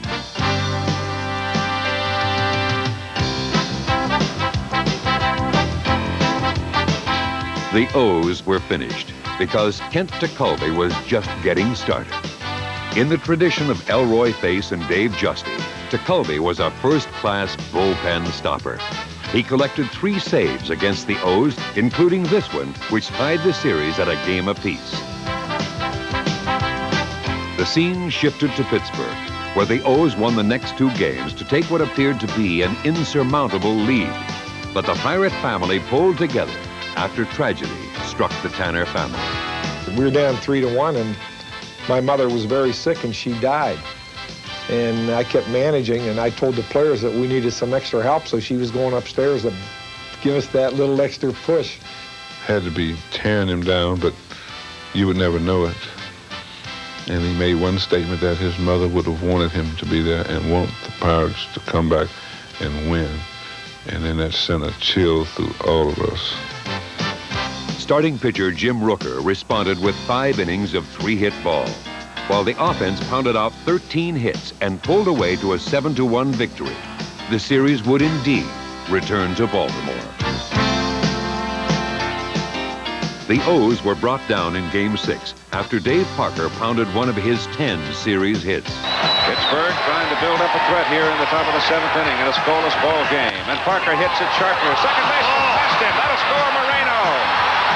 Omar coming around third, and he comes to the plate for the first run of the ball game. The Bucks got 3 more, and John Candelaria combined with DeCulvey to keep Baltimore off the board. Our pitching really did it for us. Our pitching was just fantastic, and then Stargell hit the big home run in the 7th game with Robinson on, and then the celebration started, and then we were the city of champions. That McGregor changeup that you've seen so much of tonight. Hit well, right field. Singleton to the wall, and this ball is gone. Willie Stargell, the big man. 7 times he had come to the plate in this series with runners. The Bucks added 2 more runs in the 9th, and with 2 outs, DeCulvey put the finishing touch on a classic come-from-behind World Championship. Kelly hits it in the air to center field. Moreno going toward right center, makes the catch. Pittsburgh wins it. And so this team, with its remarkable comeback capacity throughout the entire regular season, proved itself all over. The Pittsburgh Pirates of 1979 were an unusual breed of individuals that would just scrap and scrape and never gave up, and it proved in the finals when everybody thought that Baltimore was the better team, and maybe they were the better team. I don't know, but I know we got the ring. Thanks mostly to the man called Pops. MVP of the series and playoffs and co-MVP of the regular season, Stargell brought the Bucks home to a royal welcome and returned the tribute in kind. We feel that you people are just as responsible for our winning as we are. Pittsburgh is a big family. Stargell helped keep the Bucks aloft for 3 more seasons. But at the end of 1982, one of the classiest men in baseball bid farewell after 20 years. He had touched the entire city, and it was clear that Pittsburgh had touched him. There's no greater joy, and I may sound like a broken record. I come in last night or early this morning in through the tunnels, and this city opened up with its arms, and I felt at home. I can't even begin to tell you what this hour has meant. What we need in this game of baseball, and Pittsburgh was fortunate to have the honor to have a Willie Stargell representing Pittsburgh through the years that he was with them. And there's no finer person on the field and off the field than Willie Stargell. And nobody that ever played the game could hit the ball as hard or as far. Nobody. New young stars began to emerge, but turmoil both on and off the field sent the Pirates into a tailspin. And in 1985, all of Pittsburgh was saddened by the death of Bob Prince. Voice of the Bucks for almost 30 years, the gunner's unique style earned him a place in the Hall of Fame. Maz driving deep left field, and it stays fair. Get going, and kiss it goodbye. We got him. And the Pirates are the National League Eastern Division champions. Extremely deep, and you may have some chicken on the hill with Will. I broadcast Major League Baseball for 30 years with a lot of different people, but I wouldn't trade the 12 years with Bob Prince and the Pittsburgh Pirates for all the rest of them put together. Then, still more distressing news. The Galbraiths decided to sell the franchise, and it seemed the city would lose it. But Pittsburgh united to save the Battlin' Bucks. We had to do something ourselves to keep the team here.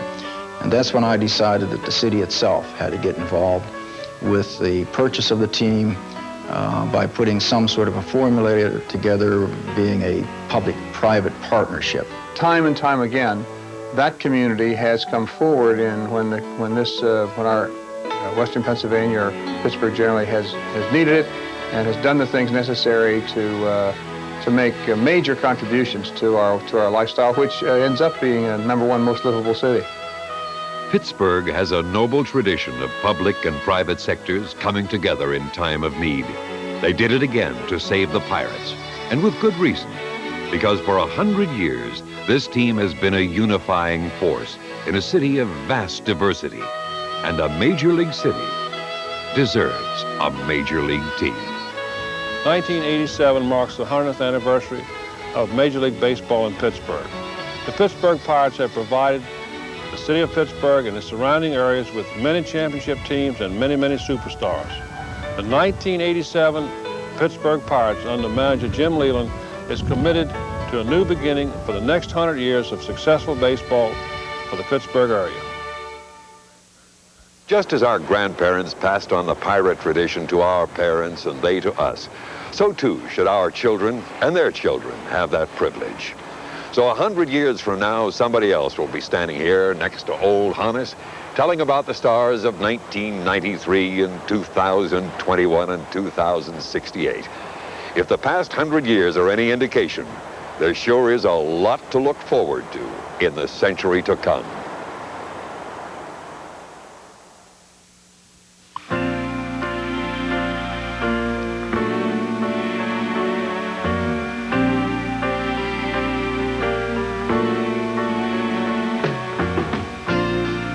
Here's to the winners, lift up the glasses. Here's to the glory still to be.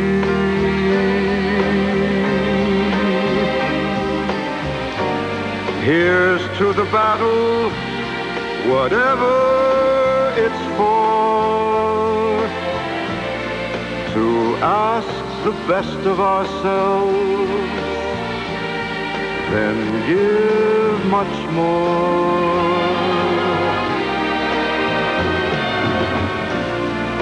Here's to the heroes,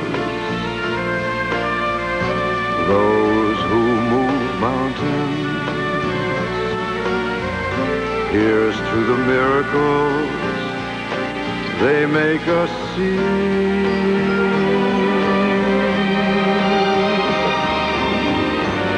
Here